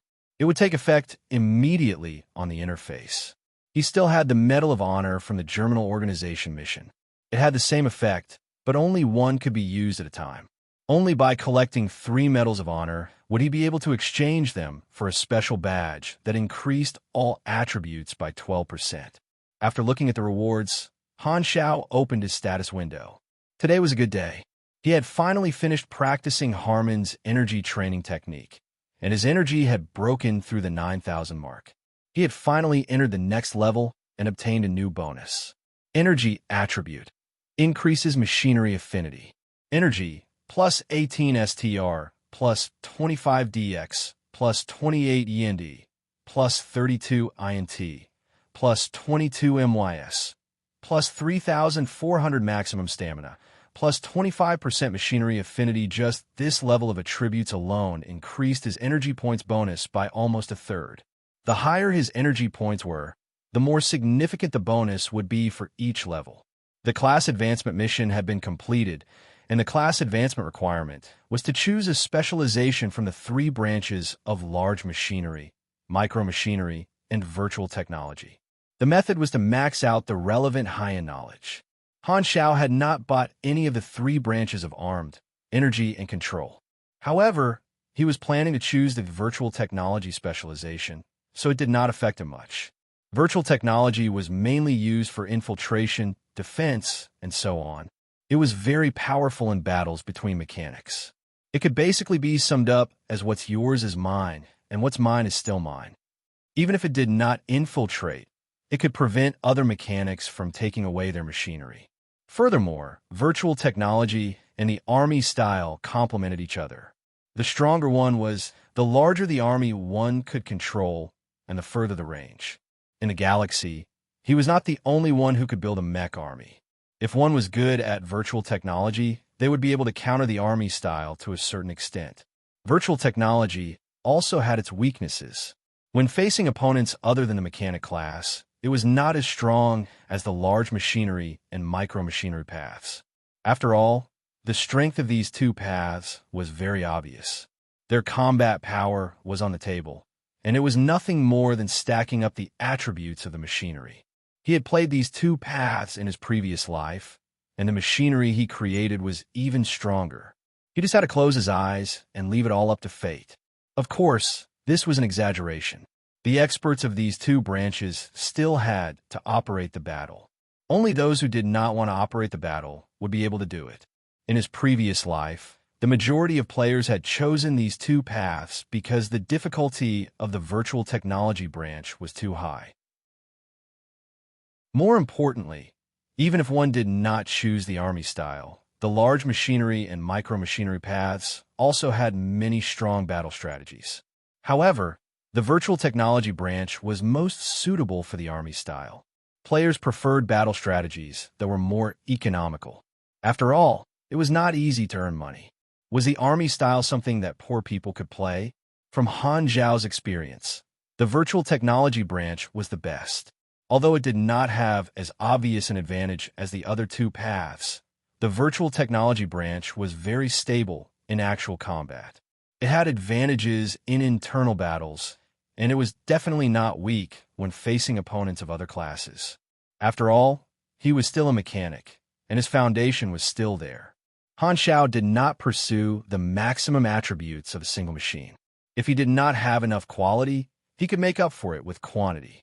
With a huge market of players, he was not worried about the cost. Compared to strengthening his strengths, he preferred to make up for his weaknesses. As long as he had enough experience, he could even raise the level of his blueprints and manufacturing skills very high. This way, even the quality of his machinery would not be much worse than the other two paths. Furthermore, he had a more personal reason for choosing the virtual technology branch. You have completed the LV120 promotion. END bonus increased. 1 END equals 65 HP equals 75 stamina. At this level of promotion, the amount of HP converted from END is much higher. At the start, every promotion would increase the HP conversion by 5 points. After the first race evolution, every promotion would increase the HP conversion by 10 points. Now, it has increased by 15 points. Previously, the HP conversion rate was 150, but now it is 165. You have reached LV5 max. Class promotion successful. You have received a new class. Plus 150 energy, plus 3 DX, plus 3 END, plus 6 INT. You have received 6 free attribute points and 1 potential point. You have learned a new skill.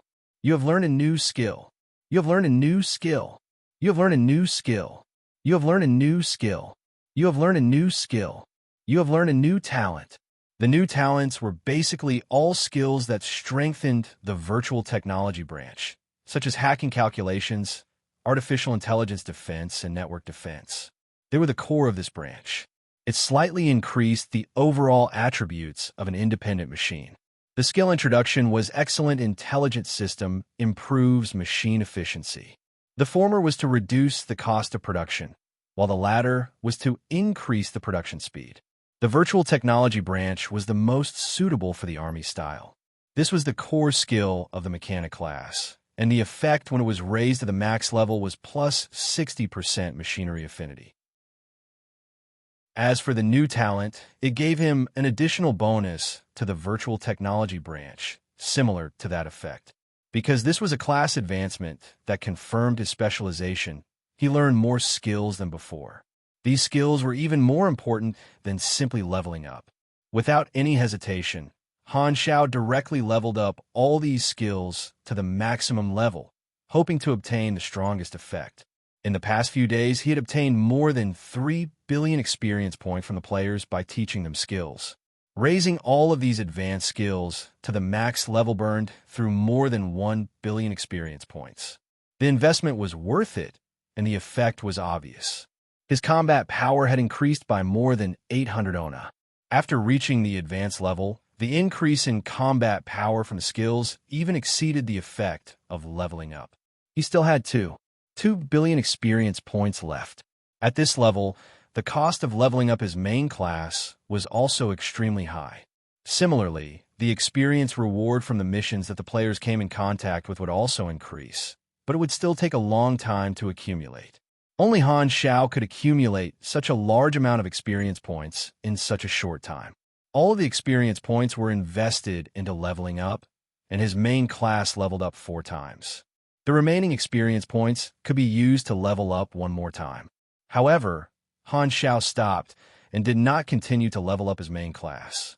Instead, he used the remaining experience points to level up his secondary class from LV 5 to the max level of LV 10. In the end, he still had more than 100 million experience points left, which was not enough to level up anymore. The cost of leveling up his secondary class would increase along with his overall level, but it was still much lower than leveling up his main class.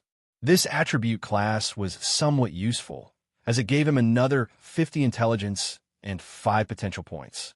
After leveling up to LV 5, the total bonus was 15 dexterity, 15 endurance, 30 intelligence, 30 free attribute points, and 5 potential points. All of the free attribute points were thrown into intelligence as usual. Energy boiled in his body. Enduring the discomfort, Han Shao carefully looked at his attributes that had greatly changed. Level 130 main class, mechanic race, void prowler, human form, 181 STR, 401 DX, 361 Yendi, 1110 INT, 124 MYS, 41 C Che, 1 LUK free attribute points, 0 potential points, 49 health, 37824 stamina, 37995 energy, 9 770 LV, 10 energy bonus, plus 71 STR, plus 97 DX, plus 108 END, plus 122 INT, plus 77 MYS, plus 10920 stamina limit, plus 85% machinery affinity energy rank, 8,945 onagrade. B plus He. This remark is quite naughty. Level 130, close to 9,000 combat power. If I calculate, as long as I reach LV 140 and complete the promotion, I will officially enter grade A and have the destructive power of a calamity. Han Shao calculated in his mind. Although he leveled up quickly, he did not fall behind in terms of skill levels. Furthermore, most of the skills he leveled up were in his main class, so his progress was about 20 to 30 levels ahead of the players. His actual combat power was also above the average standard of his level. He could basically sweep through most grade B supers. If he faced Ashes again now, even if he did not plan beforehand, he would be able to fight for a long time. Even if he could not win, he would be able to discuss the other party to death. This was especially so for his health. Every time he saw this number, Han Shao could not help but feel numb. In his previous life, when he was at this level, the average health of a mechanic was less than 20,000. Even the main tanks of his level did not have as much health as him. This molding talent was simply too ferocious. If he allowed this talent to level up again, he would probably vomit just by looking at it. Leveling up from LV 130 to LV 140 required billions of experience. He had used the skills he taught to harvest a wave of players, and most of the profits had already been earned. At this time, he could still earn about 1 billion experience from selling the skills. After that, he would have to find new ways to harvest the players. It had been so many days since the start of the version, and the experience of the players had basically been used up. He had to wait for their experience reserves to accumulate again. Looks like I still need some time. Han Shao was already very satisfied. At this level, he could not expect to level up 20 times in a row like in the early stages. The pain lasted for more than an hour before it slowly subsided. Han Shao exhaled, feeling full of strength for a while. His stomach was very hungry, and only after gnawing on a dozen concentrated energy bars did his hungry body replenish its nutrients. He took off his sweat-soaked clothes and looked down at his muscular body. Then, he changed into a dry shirt and put on Chio again. Beep beep. At this time, the communicator rang. Haluz was requesting a call. If you're here to show off your new arm, you can end the call now. Han Shao raised his eyebrows and wore a compressed or bracelet on his wrist. No, this is a serious matter. Haluz frowned and said in a low voice, Nagajan sent out a recruitment notice to the Inhumans. Many Inhumans were attracted to watch. The way Herlu saw it, the players were all good helpers that could help Sunil survive the catastrophe. However, Ghidorah was actually trying to poach them. He was furious. Oh, Han Zhao's eyes moved, and a smile appeared on his face. You're indeed waving your hoe at me. Don't blame me for being unkind. I'll go and take a look later. Chapter 517. The leaders came online one after another, only to see Bennett's solemn expression. He did not say a single word, causing the atmosphere to become heavy. The leaders of the Six Nations were very curious as to what Bennett wanted to discuss with them. Not long after, the last leader came online, and someone asked, "Bennett, what do you want?" "Everyone, what I'm about to tell you is a lie that has been deceiving us for decades," Bennett slowly said. When the leaders of the Six Nations heard this, they were all astonished. However, as Bennett told them the truth, their expressions changed. In order to prove his words, Hannes even brought Kedin over and interrogated him severely. Kedin naturally told them everything he knew, and the details were unquestionable. The leaders of the Six Nations no longer had any thoughts of leaving things to chance. Their faces were ashen, and the habit that they had cultivated over the years of maintaining their composure was broken before this piece of news. Anger and humiliation flashed across their faces. That's how it is. The entire planet has been played for a fool. If not for Han Xiao, we would have been kept in the dark forever. Bennett clenched his fists and gritted his teeth.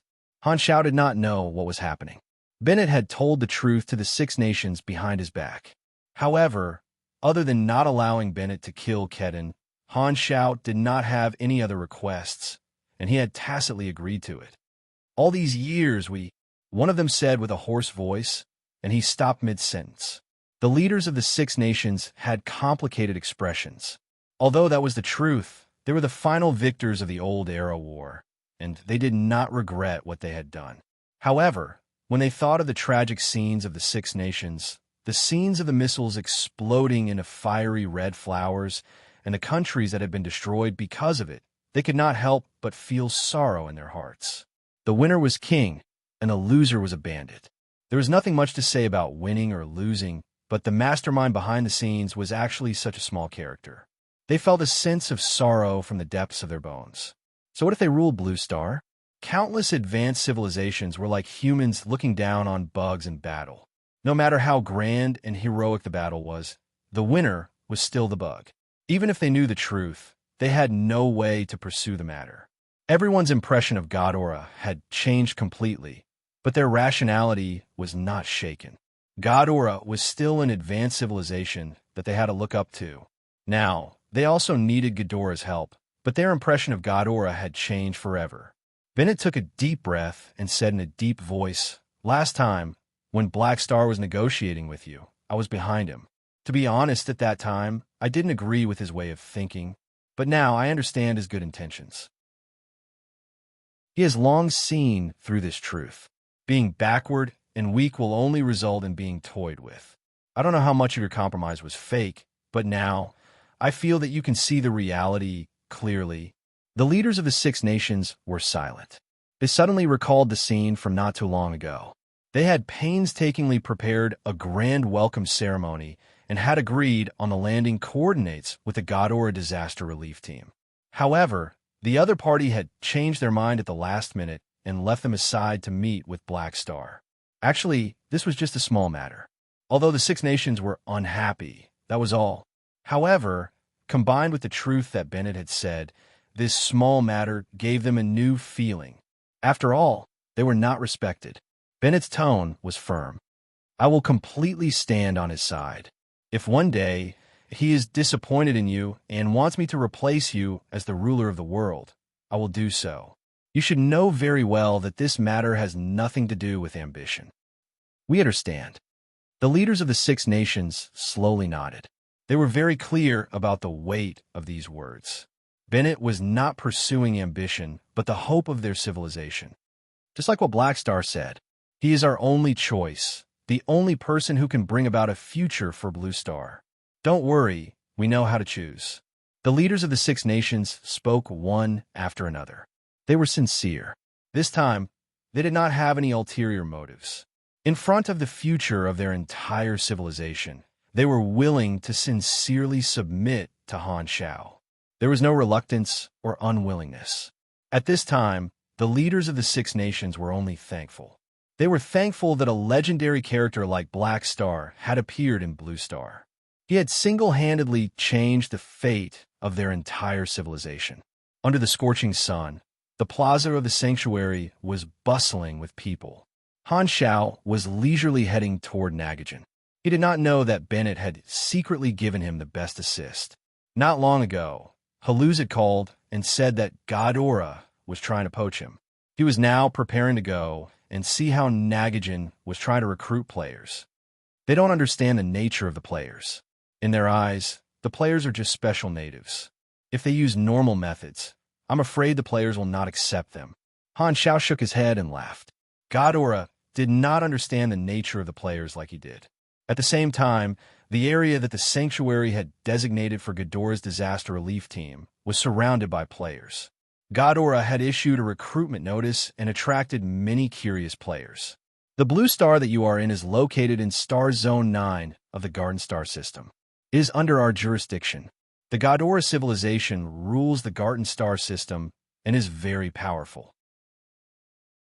We have superb magic technology and can come and go freely in the universe. Some of the Ghidorah people were introducing the situation of their civilization. They used all kinds of video materials to describe it vividly. This was Nagajan's plan. He had decided to recruit Inhumans. The first thing he had decided on was to let this group of natives understand the situation in the universe and let them know how powerful the Ghidorah civilization was. He wanted to show their strength and let these Blue Star Inhumans have a clear idea. Only then would they be able to attract the Inhumans. Nagajan stood at the side and observed. His idea was good, but the actual situation was very different from what he had expected. Not only did these Inhumans not show any curiosity about the situation in the universe, they also did not show any envy toward Ghidorah. Instead, they seemed to lack interest. That's not right. How can they not be interested? Nagajan was puzzled. The surrounding players were indifferent.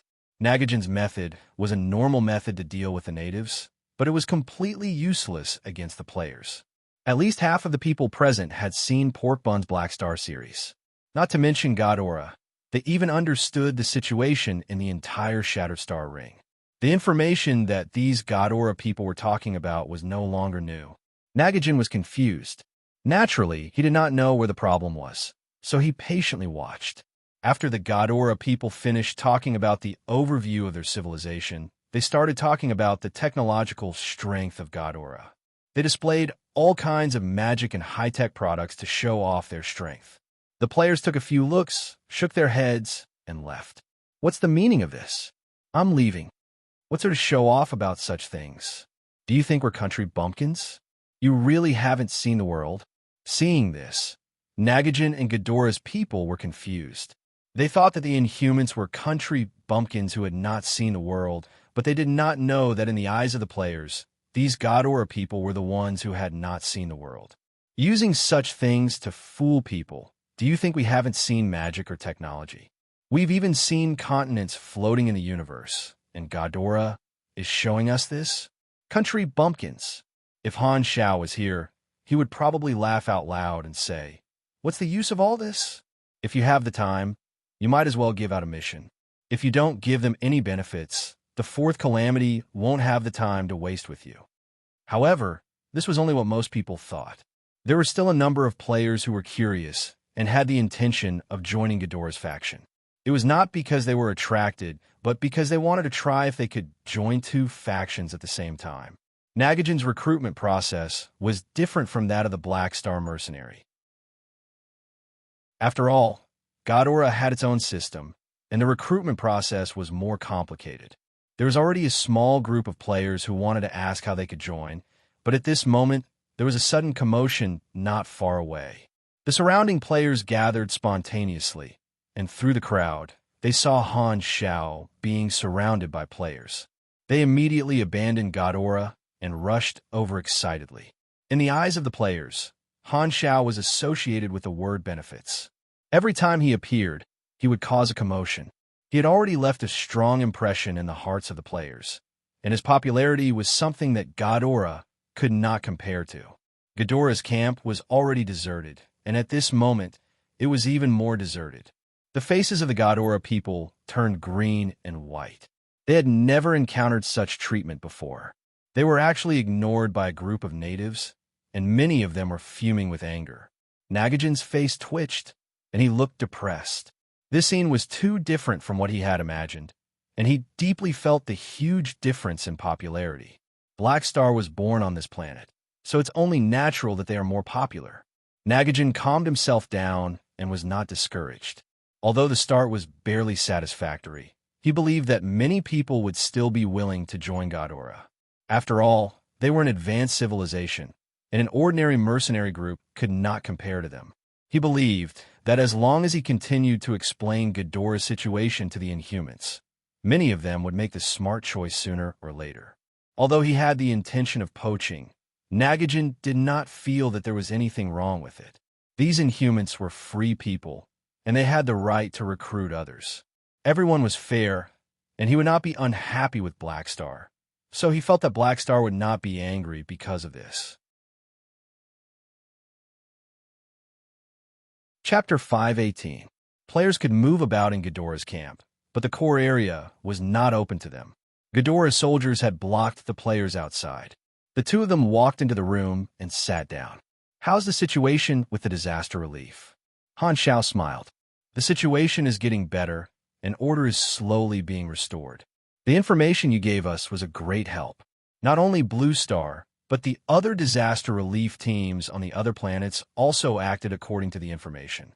The situation is very stable. As long as the scale of the disaster is under control, the rest of the problem is waiting for the research department to develop a complete antidote." Speaking of serious matters, Nagajan's expression became serious. Then, the two of them discussed the situation of Blue Star's disaster relief in depth, pointing out the current difficulties and management problems. After talking for a long time, Han Xiao pretended to casually ask, "All right, when I came over just now, I saw you guys recruiting Inhumans." "Haha, yes." Nagajan was very straightforward and did not hide anything. "I didn't expect Blue Star to have such a strange phenomenon. After some observation, I realized that they indeed have a lot of potential. No wonder you've been recruiting them. We're also preparing to recruit some Inhumans." Han Xiao touched his chin and did not show any emotions. "Yes, I've known the Inhumans for a long time. Your investigators also did not understand the reason for their existence. Later on, they saw that their actions were no different from normal people, so they did not find it strange anymore. Indeed, they have potential, and their numbers are considerable. All right, you have a high reputation among the Inhumans. Can you help?" Nagajan's eyes lit up. He felt that he could ask Black Star for help. He saw that the Black Star mercenary did not accept all the Inhumans, but conducted a selection process. He thought that Black Star did not actually want to monopolize all the Inhumans, so he should not be angry. Furthermore, Han Zhao's calm attitude confirmed his thoughts. At this time, Nagajan was even more relieved and asked for help. Han Zhao's expression was a little strange. "Is this too much? Not only are you trying to poach my people, but you also want me to teach you how to use a hoe well?"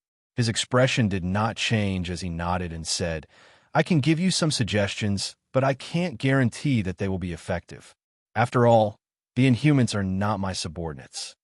Nagajan thought for a moment and said, "What method did you use to make those mutants so eager to join your mercenary group?" Han Xiao chuckled. "Actually, it's nothing much. It's just the same as what you guys are doing. Introduce the background of the mercenary group, the structure of the galaxy, and mention the benefits. The rest is up to the Inhumans. As long as you continue to spread Ghidorah's background, you will definitely attract some people." "I think so too." Nagajan nodded. His plan was not wrong. It was just that Black Star had beaten him to it. Since the direction was correct, Nagajan was not prepared to change his approach.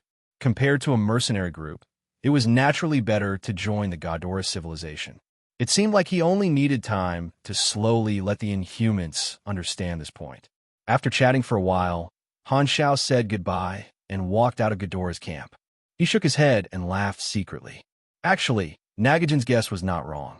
He was not angry because he already knew that Ghidorah would be his competitor. Nagajan's actions were within his expectations. Originally, there was another competitor, Dark Star. However, as the Germinal organization was long gone, Dark Star would not appear for the time being. Furthermore, he was tied to Ghidorah, so Dark Star was almost out of the game. He had one less competitor. Han Shao was clear about Nagajan's recruitment process. There was nothing special about it. It was just like what he was doing now. It was nothing more than introducing one's background. However, at that time, the players could only choose between good and evil. What was different from his previous life was that there was a new option for the lawful side, the Black Star mercenary. Therefore, Ghidorah could not monopolize the market. After being active among the players for a long time, Nagajan could easily shake his position in the hearts of the players. Han Shao could only encourage them to continue sleeping. Even if Ghidorah gave out all kinds of benefits, their core competitiveness was far inferior to his. Port Bun had released so many videos, which had a huge effect. It allowed the players to have a clear understanding of the Black Star mercenary. Furthermore, it also caused the players to look forward to it. The serial-like mode formed a preliminary sense of belonging. Benefits, he had the advantage. Feelings, he had the advantage. Interest, he still had the advantage. He had all the advantages, but he did not know how to lose.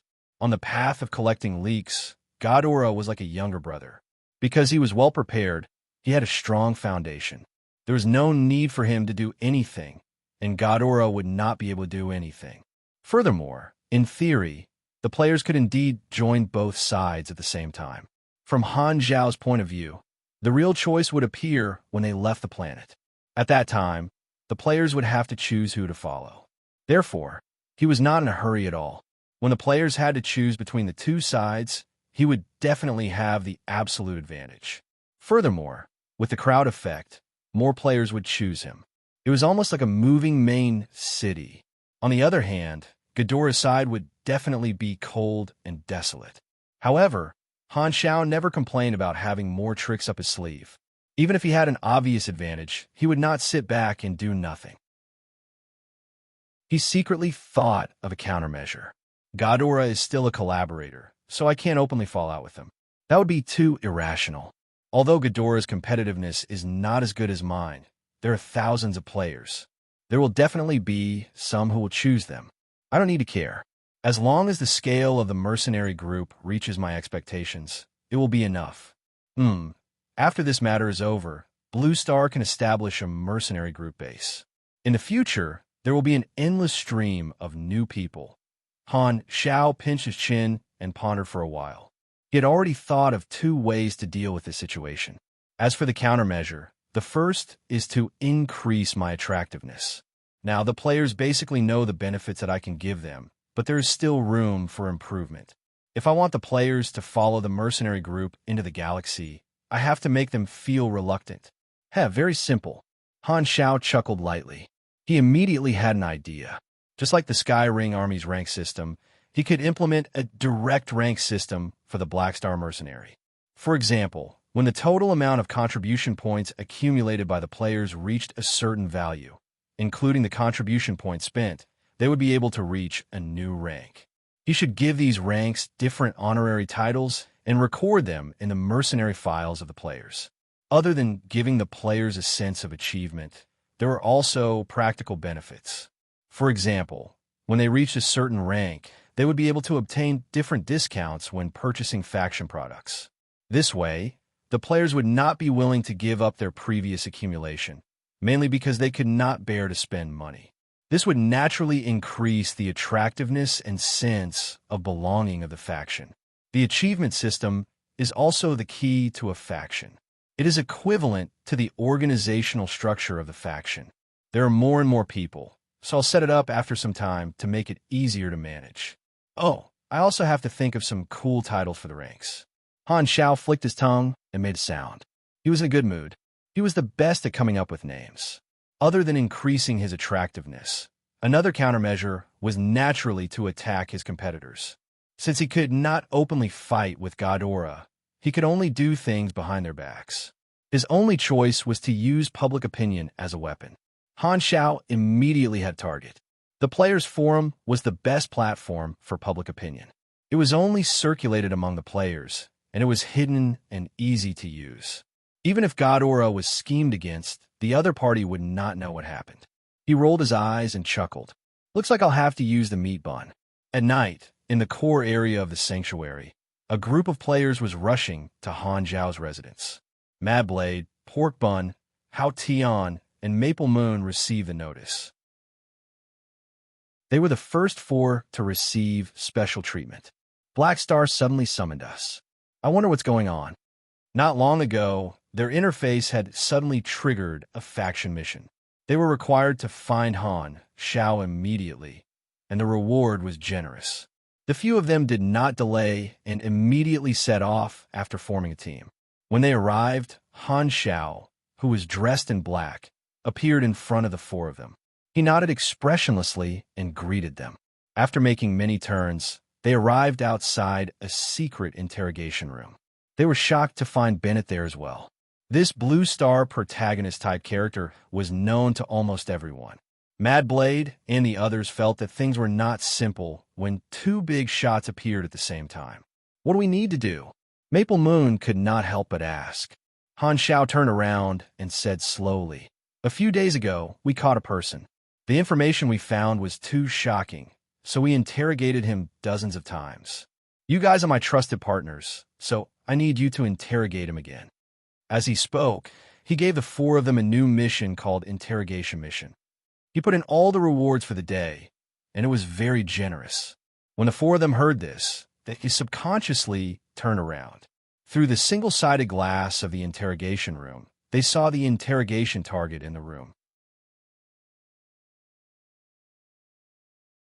Chapter 519. 10 days passed in the blink of an eye.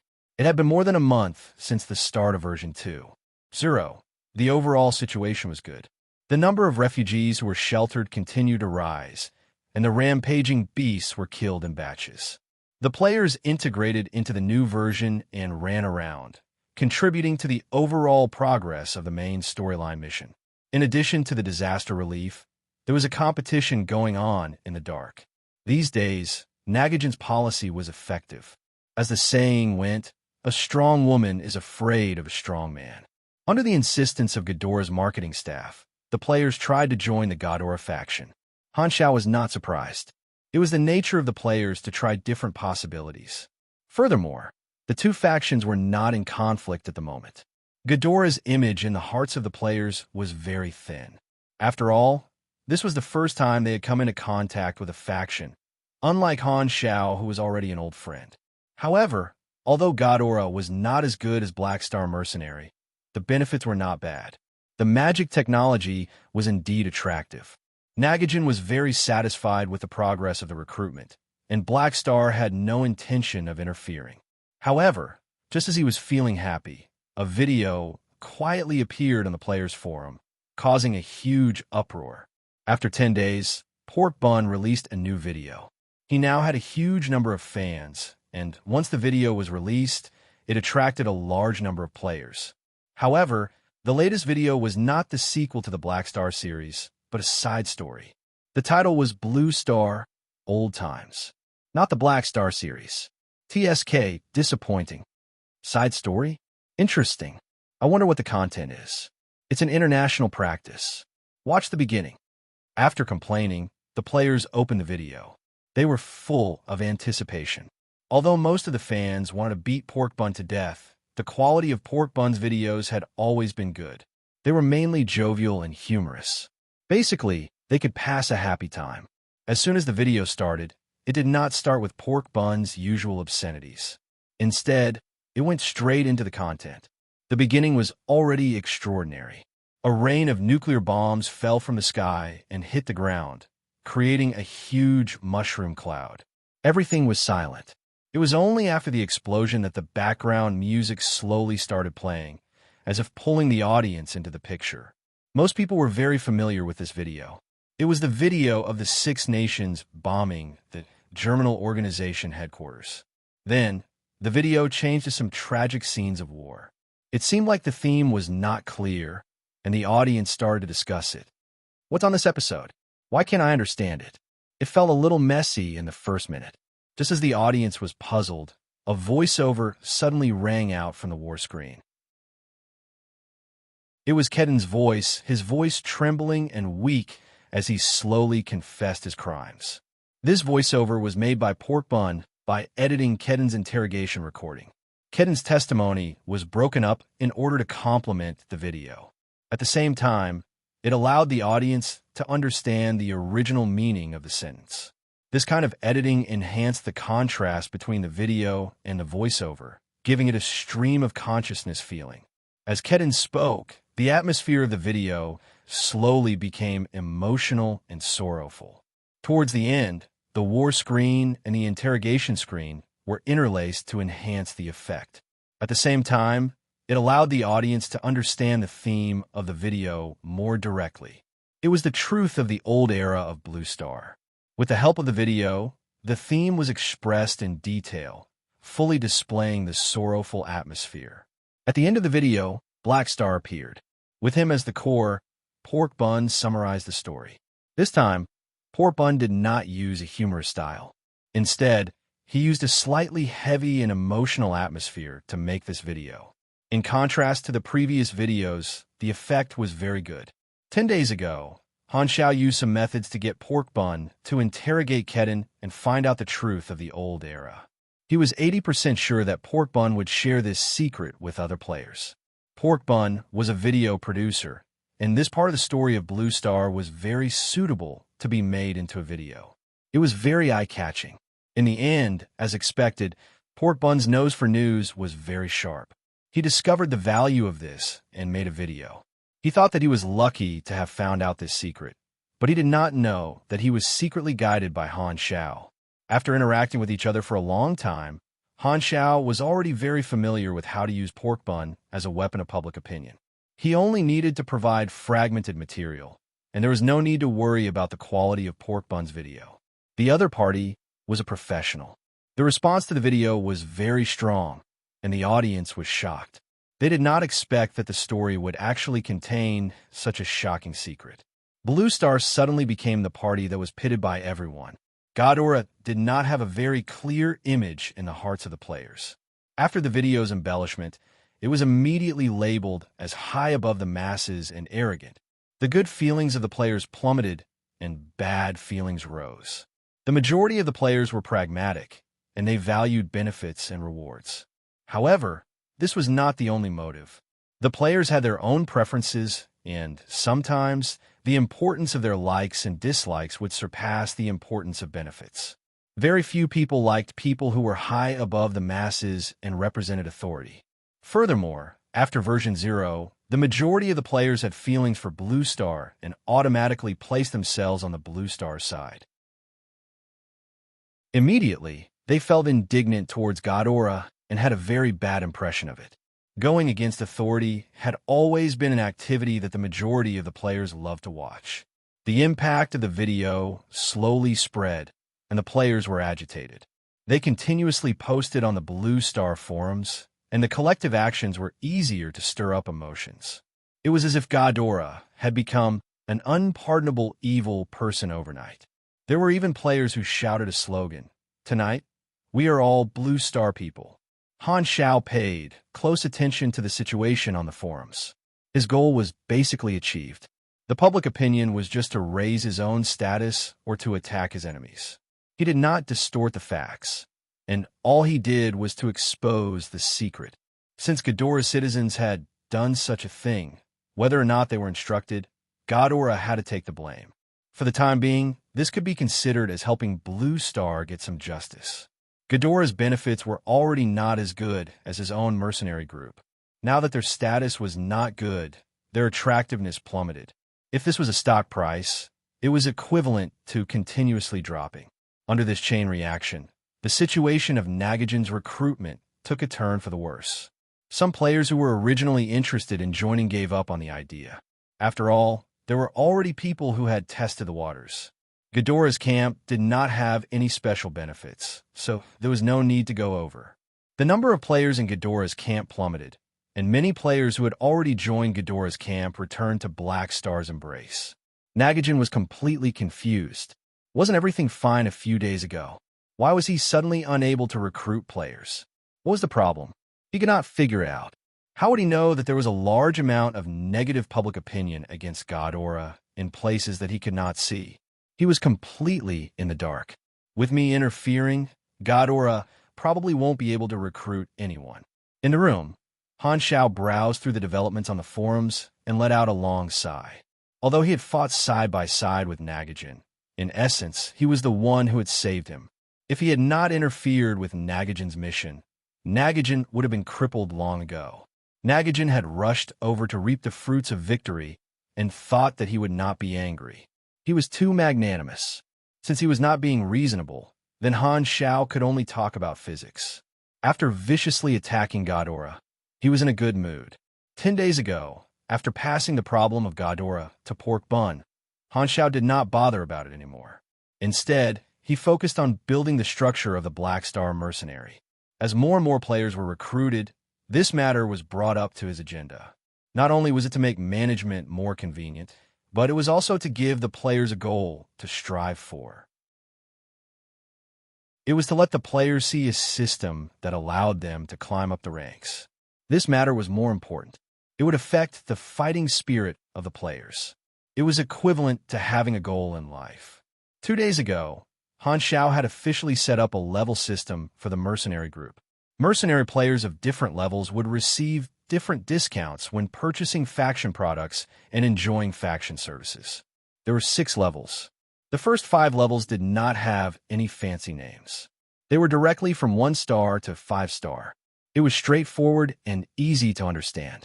In fact, he had wanted to use a cooler title, but after thinking about it, he finally chose a more easy-to-understand title. Just like the Sky Ring Army, the simpler the title, the more it could highlight the difference in levels. The 6th level was the highest level. It was called Black Star's 18 Horsemen. This level was not fixed. It was based on the rankings. After reaching the standard of 5 star, the top 18 players would receive this title. The benefits were obviously much higher. Since the positions of Black Star's 18 Horsemen were determined by the rankings, it was competitive. This was a money-burning machine that Han Xiao had specially prepared for guilds and tycoons. Players could check their position in the Black Star Mercenary in their personal mercenary profile. However, the players did not have a galactic communicator, so they could only check their own profile through Philip for the time being. There were 3 factors that determined a mercenary's level. The first was the credibility of the personal mercenary profile. The second was the current faction relationship. And the third was the total contribution to the Black Star Mercenary. Credibility could only be accumulated by completing missions. Players could only increase their credibility by continuously completing missions. The current faction relationship was also easy to understand. For example, when a player first joined the Black Star Mercenary, they were all 1 star. If they wanted to be promoted to a 2-star mercenary, one of the prerequisites was to have a faction relationship. In other words, they had to have more than 1,000 contribution points. After the promotion, they did not need to maintain their current contribution points. Even if they spent their contribution points, their level would not decrease. The total contribution points were the highlight. For example, if a player had 3,000 contribution points and spent 1,000 points, their total contribution points would still be 3,000 points, which was equivalent to all the contribution points that they had accumulated throughout history. From 1 star to 2 star, the total contribution points needed to reach 20,000. As soon as the level system was released, the players studied it with curiosity. Very quickly, they found a loophole that they could exploit: the total contribution points. Because his relationship with the faction was below friendly, 5,000 points, 50 anas could be exchanged for 0 contribution points. If his current contribution points were between 5,000 and 3,000 points, he would need 500 anas to exchange for 0 contribution points. Thinking about it this way, As long as he kept his contribution points below 5,000 points, he would be able to increase his total contribution points with the least cost. With this discovery, many players were overjoyed. They felt that they had found a shortcut. Han Xiao had already expected this. He liked it when the players felt that they had profited. The reason was simple. As long as the current contribution points reached 1,000 points, if they wanted to save money, they would have to spend all the contribution points they had. Contribution points could only be used to buy faction items, and the players would have to spend extra anas to buy the items. This cycle kept repeating, which was equivalent to urging the players to spend money. The players would think that accumulating the total contribution points was a profit. Furthermore, the other two factors that affected the mercenary level were hard requirements. There was no way to exploit them, so the players could not use shortcuts to quickly increase their mercenary level. The shortcut of the total contribution points was actually Han Technician's scheme. He used the player's psychology and purposely left a loophole for the players to discover on their own. There were many new players in the mercenary group. Currently, only the few dozen players that had followed him from the beginning were close to the standard of 2-star. The requirements for this system that Han Xiao had set up were not low. Based on the current progress of the players, he estimated that no players would be able to reach the highest level in 1 or 2 versions. This was a long-term plan. In the room, Han Xiao leaned against the back of the chair, crossed his legs, and muttered to himself, "The mercenary group's official planning has just begun. Let's take it slow." As long as he recruited enough players, the strength of the players would be equivalent to his own force. He had enough patience to wait for the players to grow. Beep beep. At this moment, an emergency notification popped up on his communicator. He opened the virtual screen and casually glanced at it. What he saw was the emergency news of Darkstar attacking a few mutation disaster planets. Han Zhao's eyes narrowed, and he sat up straight with a solemn expression. It has finally begun. Chapter 520. This news caused a huge reaction in the Garden Star system, and many galactic residents knew that the main show was about to begin. As Ghidorah's archenemy, it was obvious that Darkstar would not let go of such a good opportunity. Now, they had finally completed this missing piece of the puzzle. There was still no evidence to prove that the mutation disaster was Darkstar's scheme, but it was no longer important.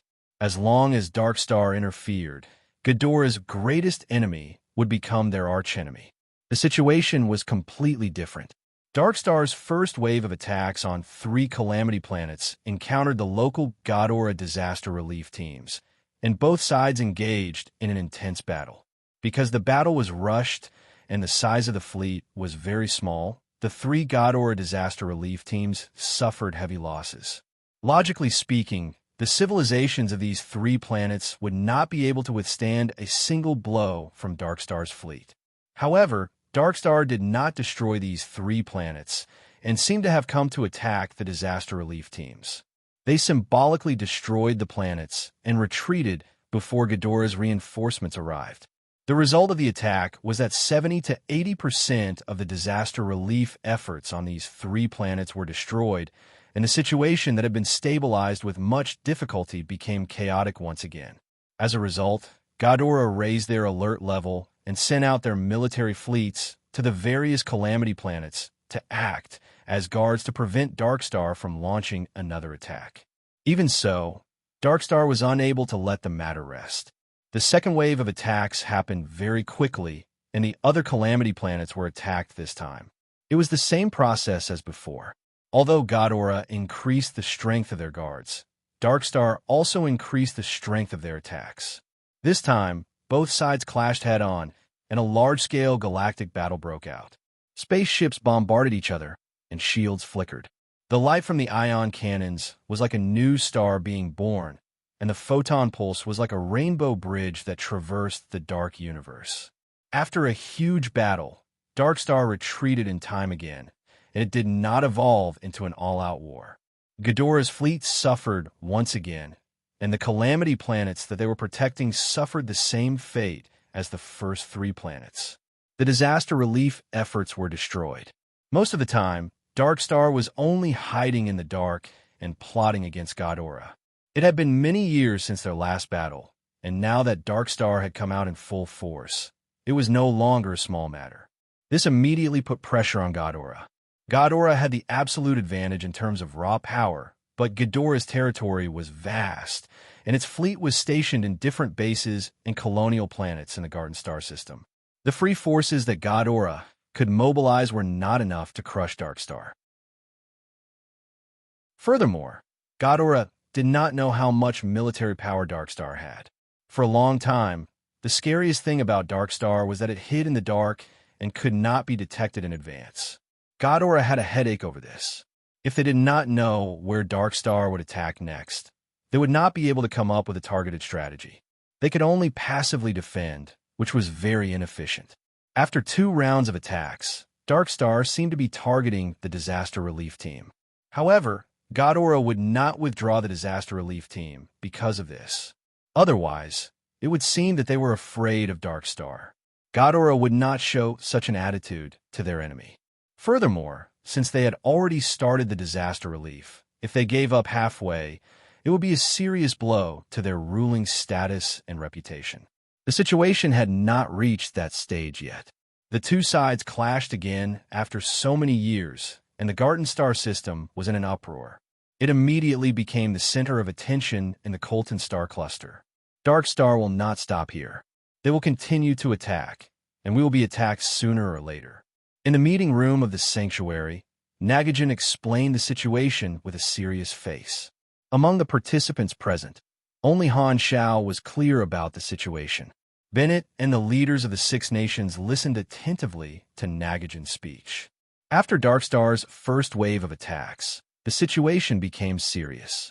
A few days ago, a Ghidorah fleet had arrived to protect Blue Star. 120 Ghidorah battleships were on standby outside Blue Star's atmosphere, guarding against Darkstar's attack. Nagajan did not care about the disaster relief or the recruitment of Inhumans. Guarding against Darkstar became his most important task, and he had discussed this with Han Shao many times over the past few days. The meeting was held to increase the alertness of the sanctuary and the 6 nations. Of course, the Blue Star civilization did not have much ability to resist in a galactic war. Nagajan mainly wanted them to be mentally prepared so that they could take refuge immediately when the enemy attacked. As we have to provide disaster relief, we can only passively defend, and the situation is not good for us. Darkstar's goal is most likely to make use of the weakness of Ghidorah's scattered forces to attack Ghidorah's forces one by one. We do not know what Darkstar's next target will be, Nagajan said with a deep voice. Han Shao nodded. This was indeed Darkstar's goal, but it was only one part of the plan. Darkstar's mutation disaster plan was to weaken Ghidorah's strength, not only in terms of military strength, but also in terms of all aspects of Ghidorah's rule. Attacking a calamity planet would not destroy the low-level civilizations on the planet. If the civilizations were destroyed, Ghidorah would not need to provide disaster relief, and Darkstar would need to delay Ghidorah.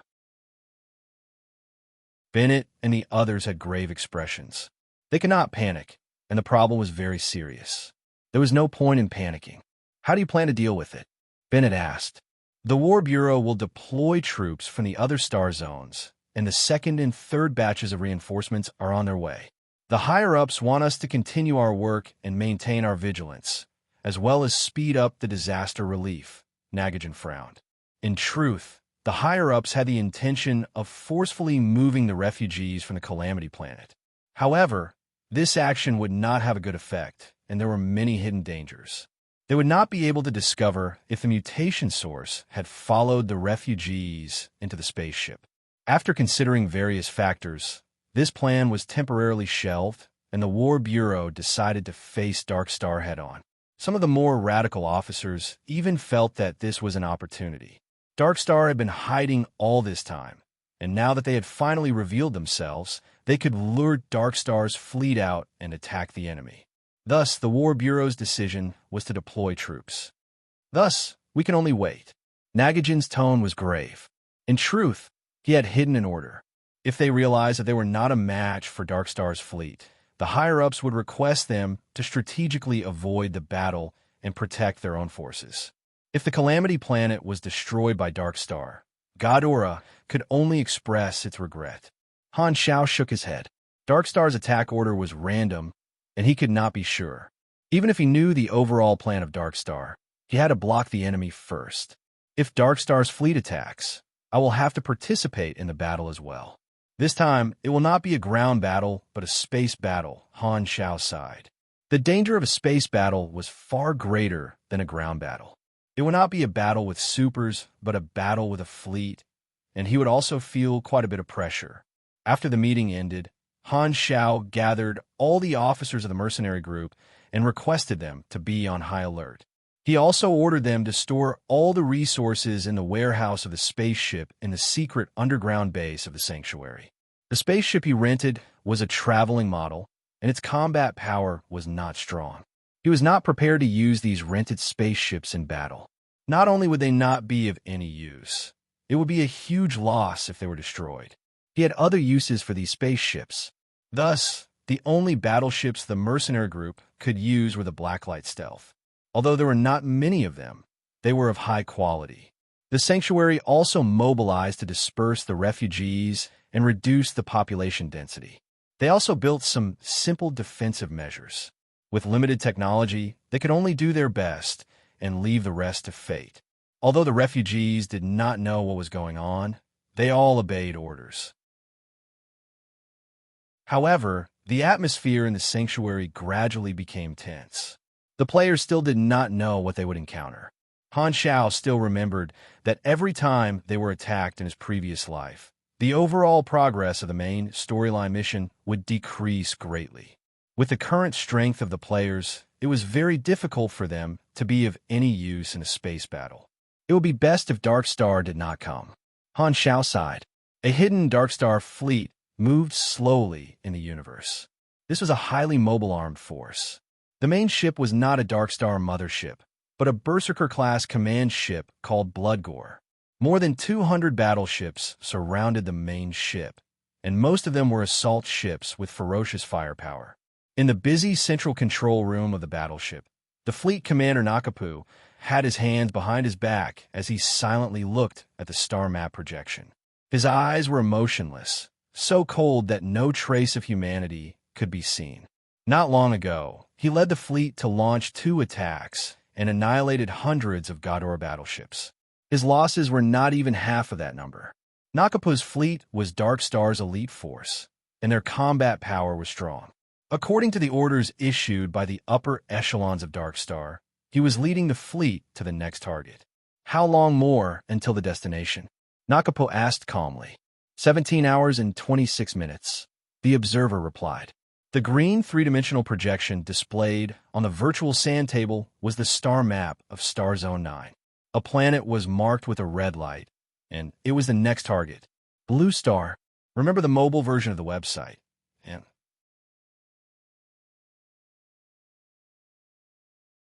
Chapter 5:21. The Andrea mainland was once an area controlled by the Germinal organization. It was suffering from the aftereffects of the Old Era's War. The Six Nations expedition a few years ago had caused the environment of this land to deteriorate again. The nuclear radiation level was much higher than the warning line, and the land was scorched black. The wanderer tribes that used to live on this land had been moved to the other 3 mainlands by the Six Nations. Andrea was now deserted, and only mutated beasts were left. The ruins of the Germinal organization were located on this land. The once majestic base had turned into a black, scorched ruin. The central base had disappeared, and only a black circle was left. The underground base had also been destroyed. The edge of the circle was a black line that radiated outward, extending for hundreds of miles. Due to the high concentration of nuclear radiation, after the nuclear explosion, the Six Nations only sent out a few drones to explore the ruins. Nothing of value was left behind, and there were no signs of life.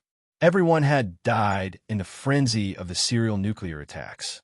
Therefore, the Six Nations did not waste their energy cleaning up this mess. After a few years, the ruins of the Germinal organization were covered in a thick layer of dust. Some of the metal fragments that were thrown into the ground by the explosion had already shown signs of erosion. The air was filled with death and decay. However, in this area where even mutated beasts could not survive, a human figure stood in the center of the ruins of the Germinal Organization base. Although it was called a human figure, it was actually a scorched skeleton. The steel-like flesh had been burned away in the explosion a few years ago, but the charred skeleton had remained and did not turn into dust. After a few years, it still had not decomposed into dust. Only the body of a super had far more tenacity than that of a normal person. However, it was obvious that the signs of life of this body had long disappeared. The gray dust in the air danced in and out of the empty eye sockets. However, such a corpse was moving slowly at this moment. Step by step, its footsteps were unsteady. A pool of black mucus was attached to its neck, extending out thread-like roots that wrapped around the bones of its limbs. It was like a puppeteer, and this skeleton was like a marionette. This puddle of black liquid was the mutation source. After going through the infant stage, where it could only passively absorb free energy, it could actively search for energy and constantly change its target.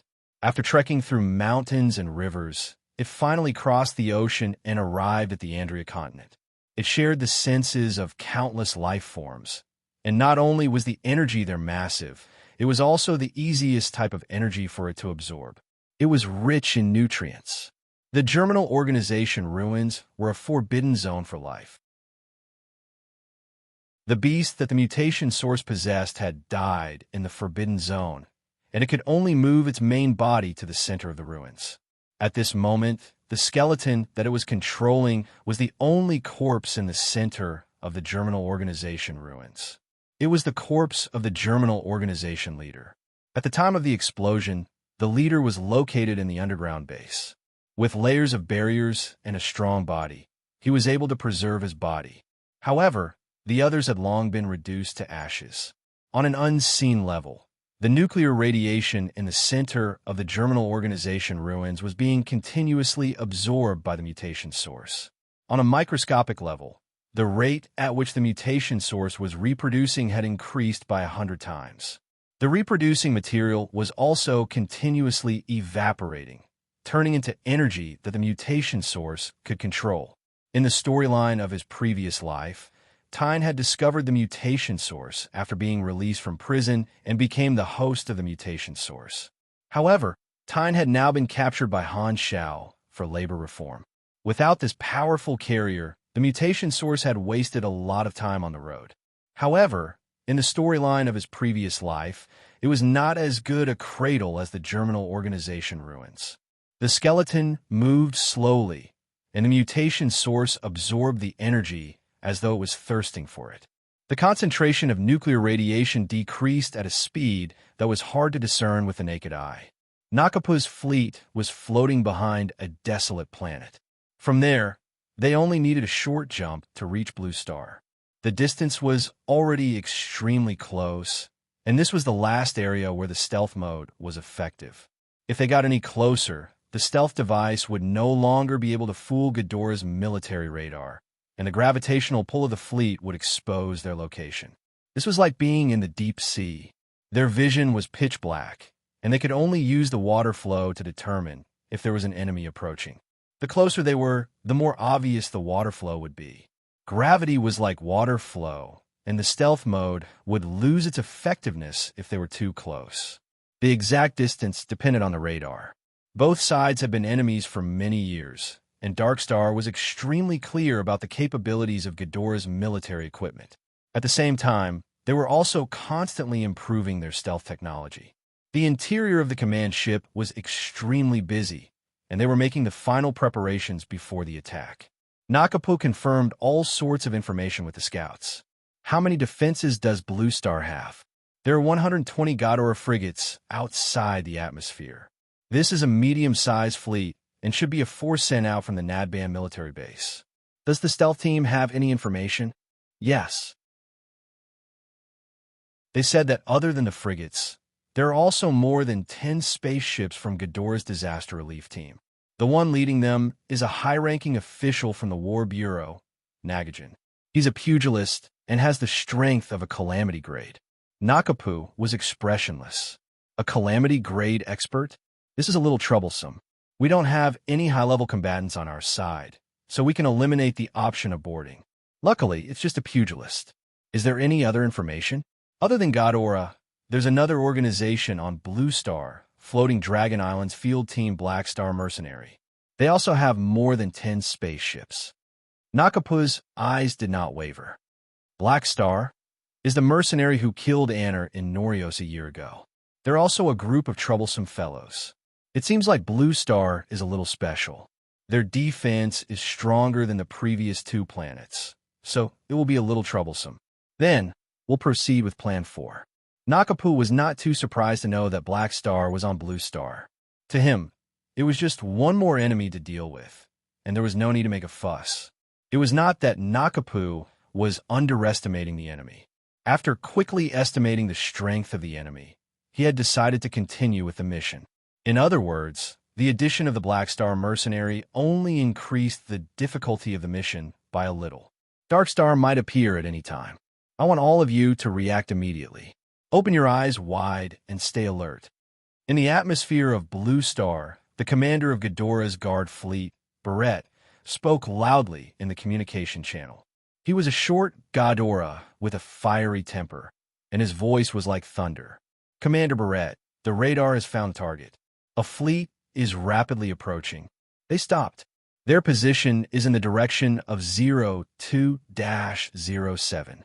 Barrett immediately looked at the radar screen. More than 100 light spots were displayed on the screen. This was Dark Star's fleet. He looked out the porthole, but he did not see any Dark Star's fleet in that direction.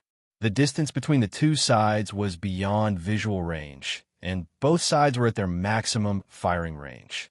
Buzz, buzz, buzz. At this time, the alarm in the command room suddenly sounded, and a red light flashed. Warning! Detected a high-index energy reaction approaching. A collision is about to occur. Outside the porthole, thousands of green light spots suddenly lit up in the dark universe, and a dense cluster of ion cannons shot over. Nakapu's fleet had used an over-visual range attack.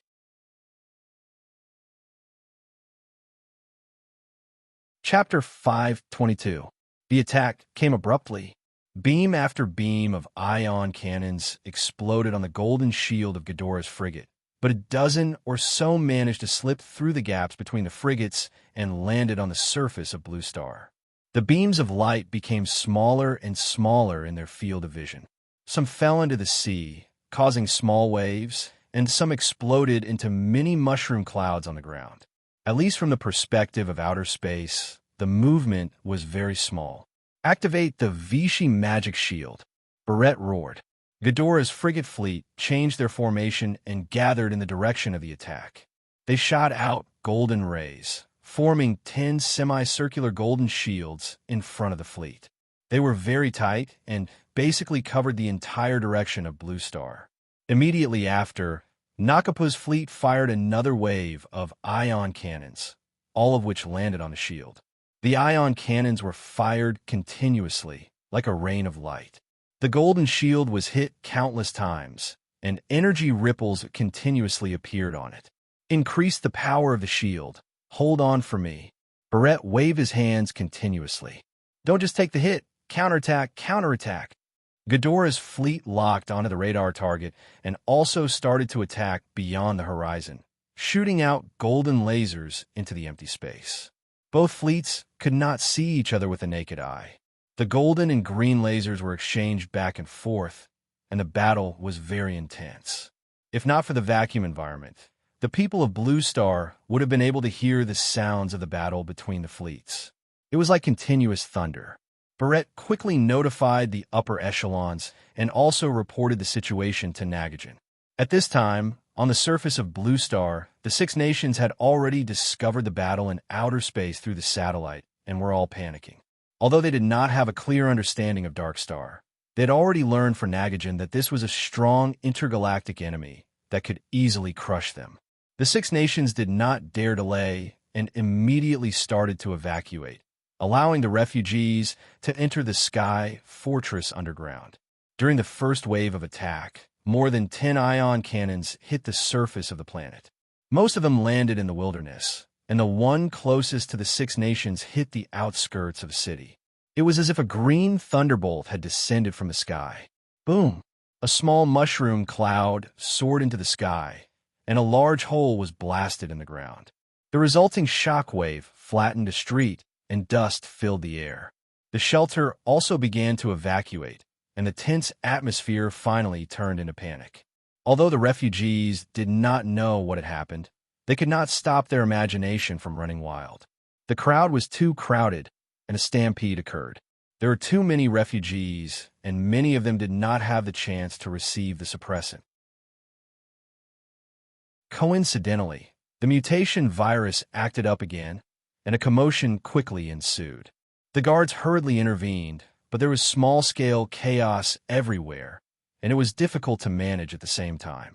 Bennett's face was solemn as he constantly gave orders and managed to stabilize the situation. The players had triggered an emergency mission. The mission description stated that Blue Star had been attacked by a fleet, and the request was to help evacuate the people in the sanctuary. Almost every player subconsciously looked up at the sky. After looking carefully for a while, they really could see a faint light flashing in the sky. Are there warships firing at each other outside the Blue Star? Too bad I can't see it. F***CKU. Curiosity was like a feather that tickled the hearts of the players. The itch in their hearts was unbearable.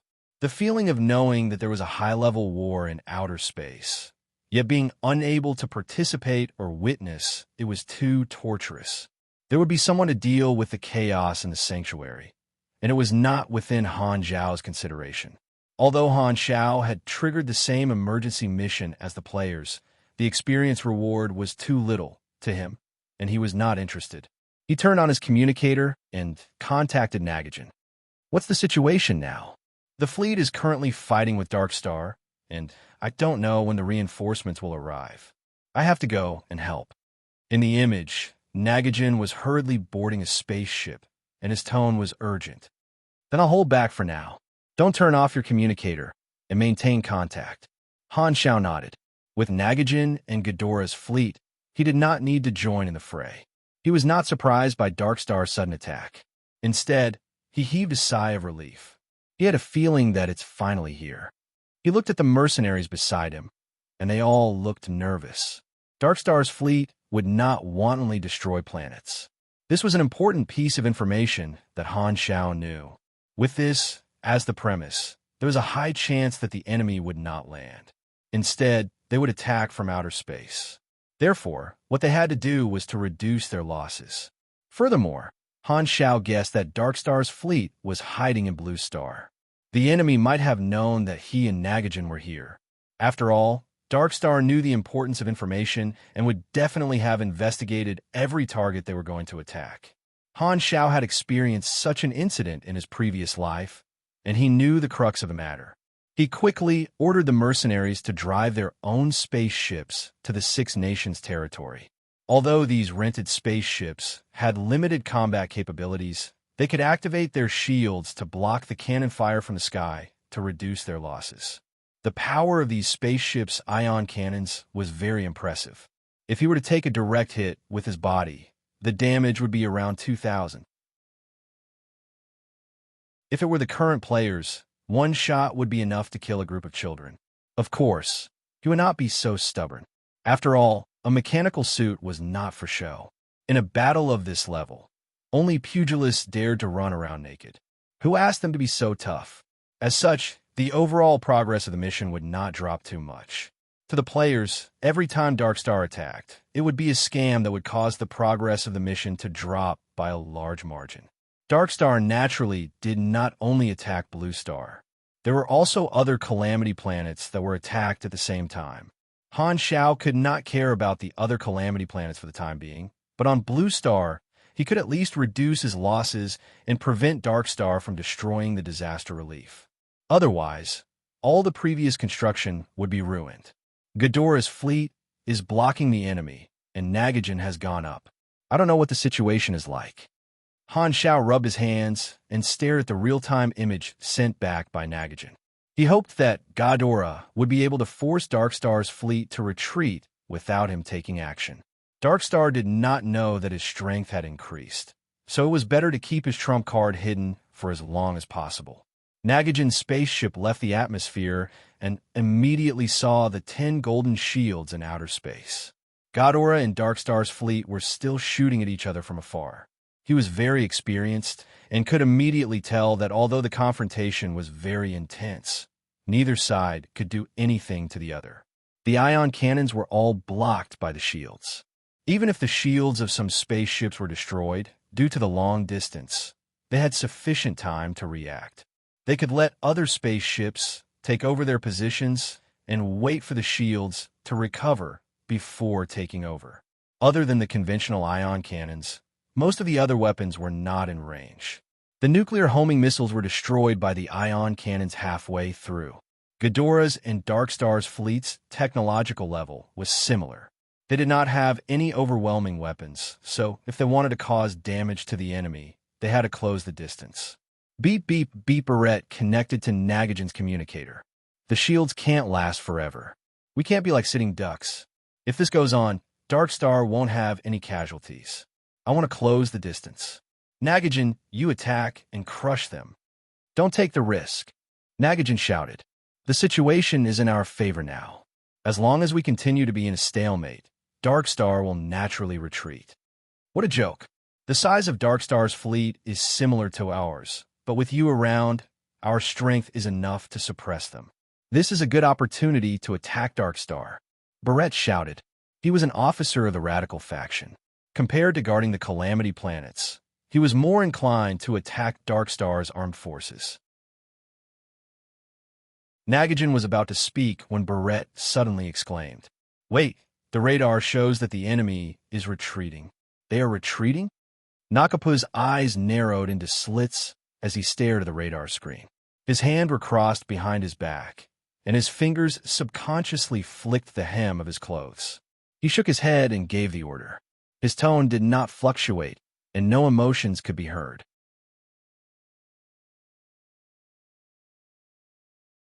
Chapter 5:23.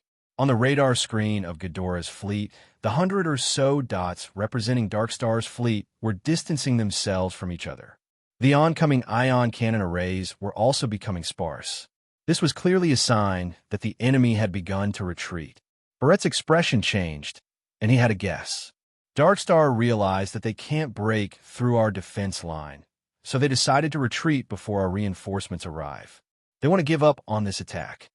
Nagajan was also observing the battle from his ship. He frowned and said, "That should be the case. They're getting further and further away. I'm going to chase after them. We can't let them get away so easily," Barrett shouted. "Don't be careless. This might be the enemy's plan to lure us in. Let's not make a move." Barrett's expression was unhappy. It wasn't easy for Darkstar to appear. "I don't want to let this opportunity slip away. We took a round of cannon fire passively, and now we have to watch the enemy swagger away? That's not my style." Darkstar's fleet continued to move away. Once they exceeded a certain distance, the radar would no longer be able to see through the enemy's concealment device, and Darkstar would once again enter stealth mode and become a stealth fleet. Looking at the dots on the screen, getting further and further away, Barrett was ready to make a move. Nagajan was a little hesitant. Biding their time was naturally the safest strategy. However, opportunities were always fleeting, and he could not be sure if the enemy was truly retreating. If they chased after Darkstar with their strength, they could at least destroy some Darkstar's assault ships. Furthermore, their fleet could delay the enemy's transition. If they could delay until their reinforcements arrived, they could deal a heavy blow to Darkstar's fleet. The first two attacks had caused Ghidorah to suffer significant losses, and the War Bureau was very angry. Even Nagajan wanted to achieve victory. Furthermore, Barrett was the commander of this fleet. Although Nagajan's rank was higher, he could not directly give orders to Barrett's fleet. "Nagajan, don't hesitate," Barrett said in a deep voice. "Whether you come or not, I'm going to make a move. Leave a portion of the fleet on standby." Nagajan's eyes narrowed as he made a decision. He no longer tried to dissuade Barrett and prepared to chase after them. "I don't need you to remind me." Barrett's eyes lit up as he immediately issued a new order. The next moment, the Godora fleet split into two teams. 80 spaceships chased after the Dark Star fleet, while the remaining 40 spaceships remained in the Blue Star's atmosphere, awaiting further orders. Barrett decided to give chase, but he did not mobilize all of his forces. The enemy fleet numbered around 110 ships, and they were the pursuing force. 80 ships would be barely enough to pose a threat, and they would not have to worry about the enemy retaliating.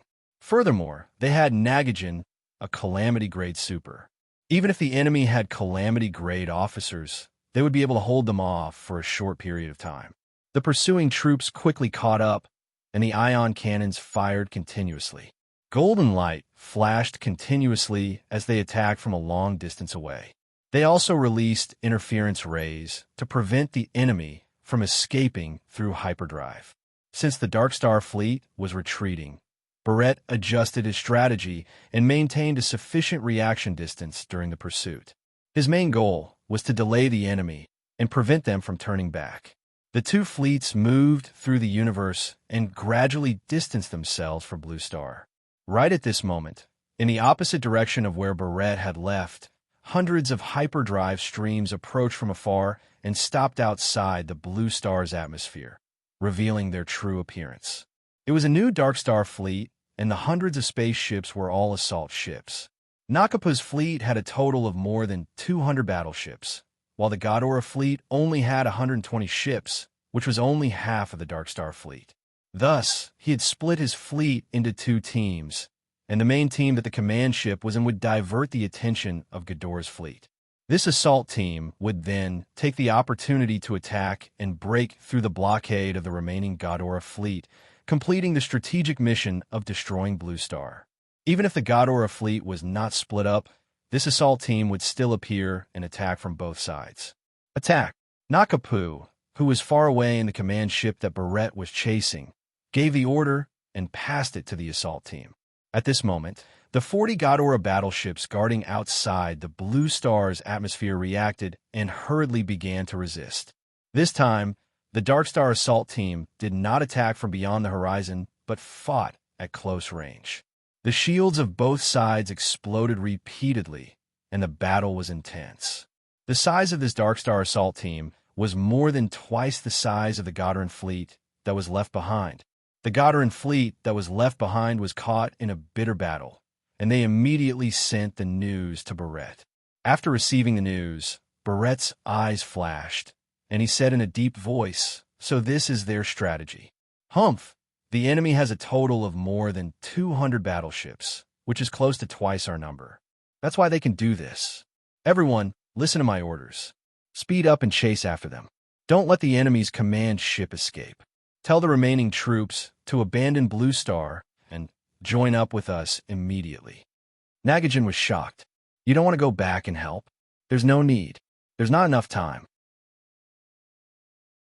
Going back to help will be futile, and we will also let the Dark Star fleet escape. The losses outweigh the gains. The enemy's scale is larger than ours, and this is the difference in strength. If we fight them head-on, we will definitely suffer heavy losses. Thus, it's a good thing that the enemy has split up. We can gather all our forces and destroy the Dark Star fleet in front of us one by one.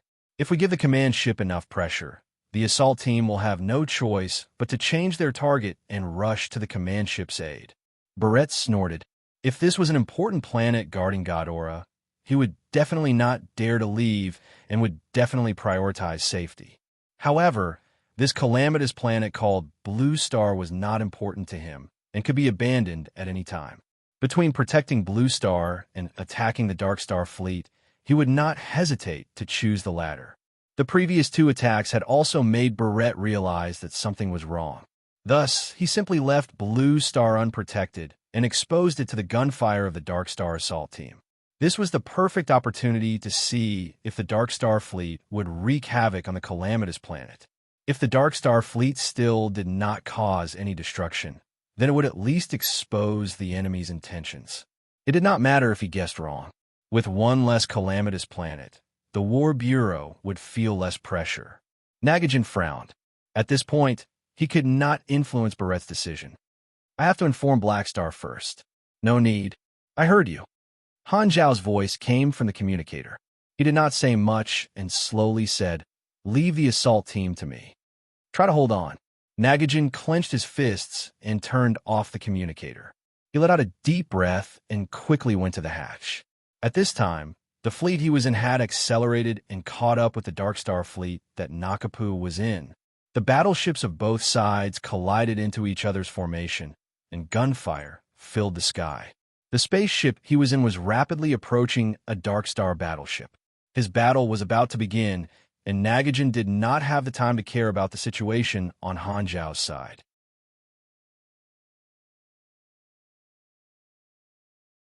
Chapter 524. Boom! Nagajin's spaceship collided with a Darkstar battleship that was almost 100 meters long.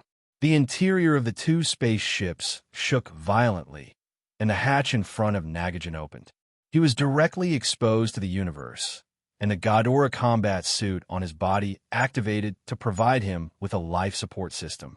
Then, golden flames ignited on Nagajin's body and exploded behind him. Like the tail flame of a propeller, Nagajin seemed to have turned into a golden meteor and slammed into the outer armor of the Darkstar battleship.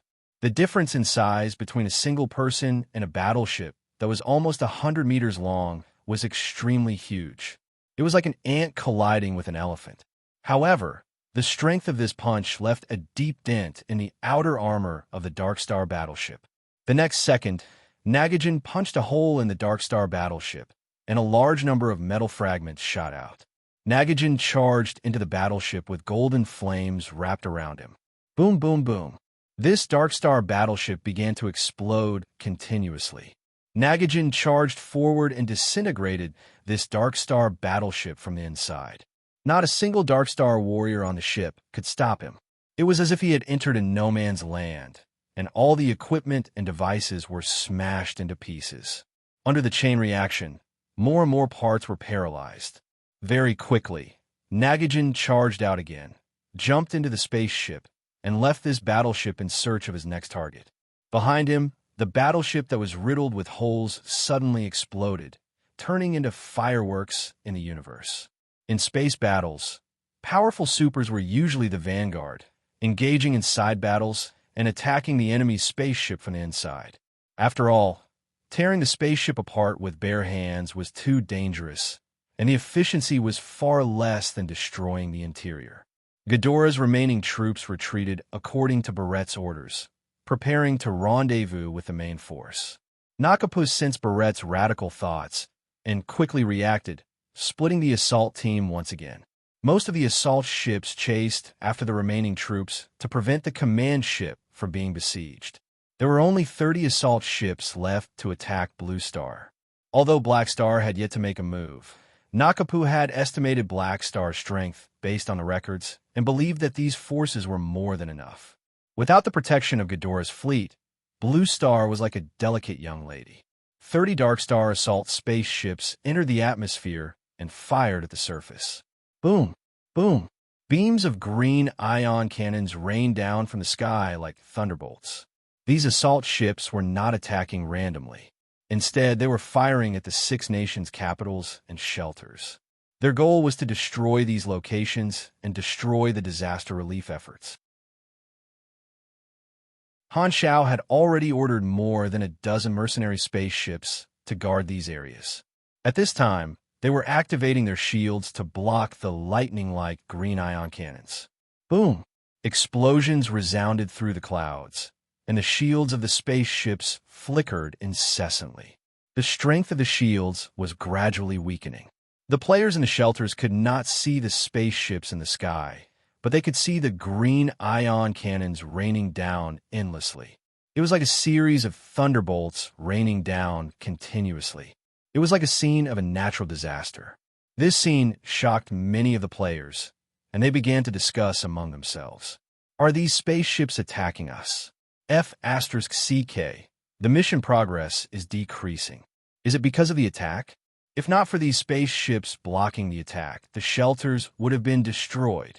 The refugees in the Six Nations capitals and shelters were not as confident as the players. Every beam from the ion cannons rained down on the spaceship's shields, and countless refugees were scared out of their wits. Their faces were as white as paper, and they hurriedly covered their heads and fled. The situation was chaotic. Han Xiao had already boarded the Blacklight stealth, and the officers of the mercenary group had also gathered on the ship. Their faces were solemn.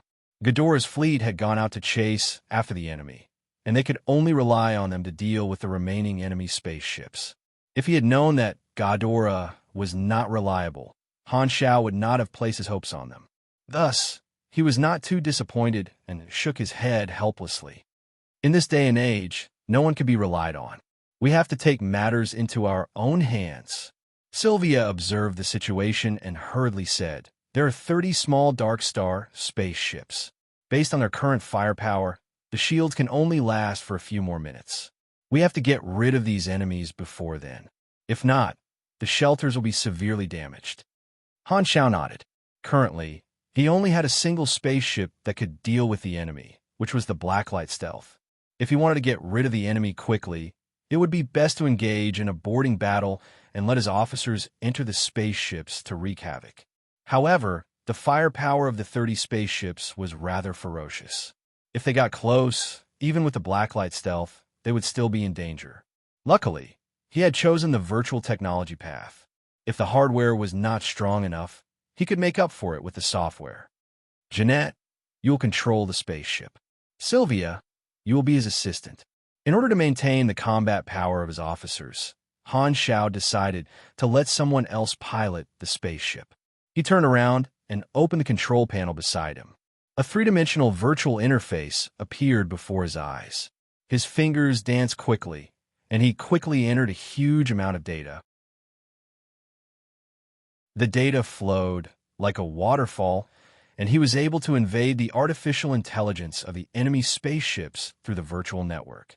His current class was proficient in this aspect, and his skill bonuses were extremely high.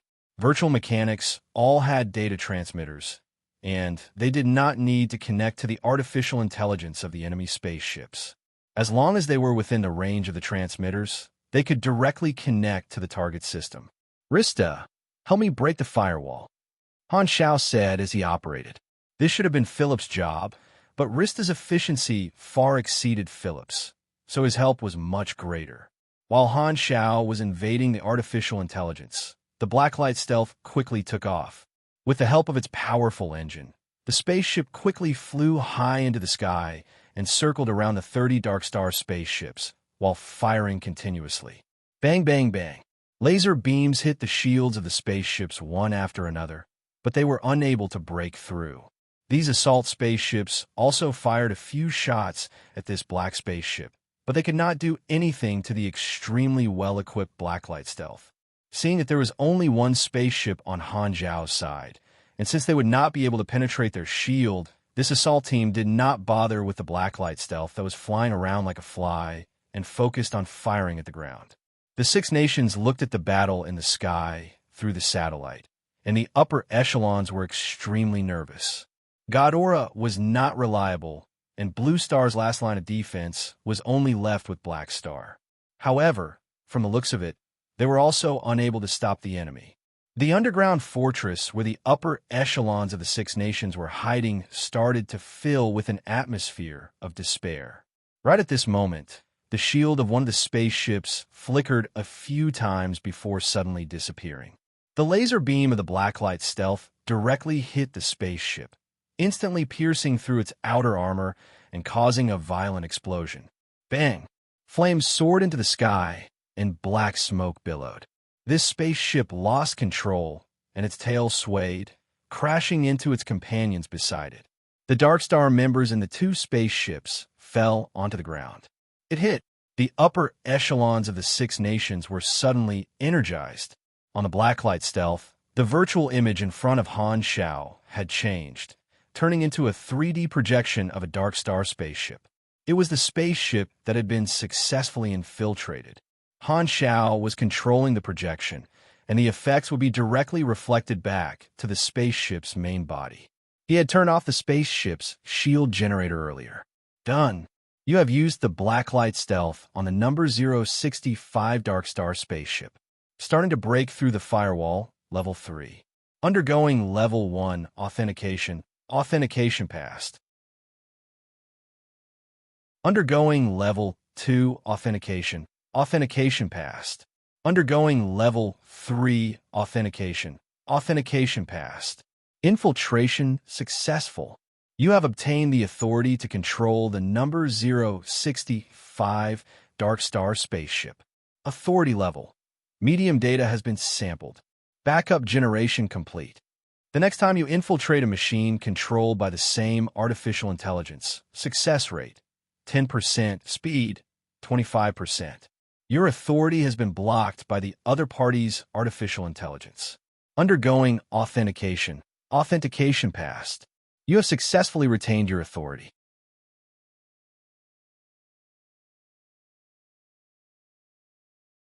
Chapter 525. As long as it was a machine controlled by artificial intelligence, the virtual technology intrusion could tamper with the data and gain control of the machine. Naturally, the spaceship was included. Everyone, please search BookNet for the most complete. What the hell? The difficulty of infiltration depended on the intelligence level of the target machine. After successful infiltration, one would be constantly blocked by the enemy's intelligence. Every once in a while, one would have to go through a new authorization test. Only after passing would one be able to retain the operation authorization. The level of the operation authorization could be understood as how many positions one had unlocked. As long as the first infiltration was completed and the data of the target artificial intelligence was obtained, the difficulty of the next infiltration would be reduced.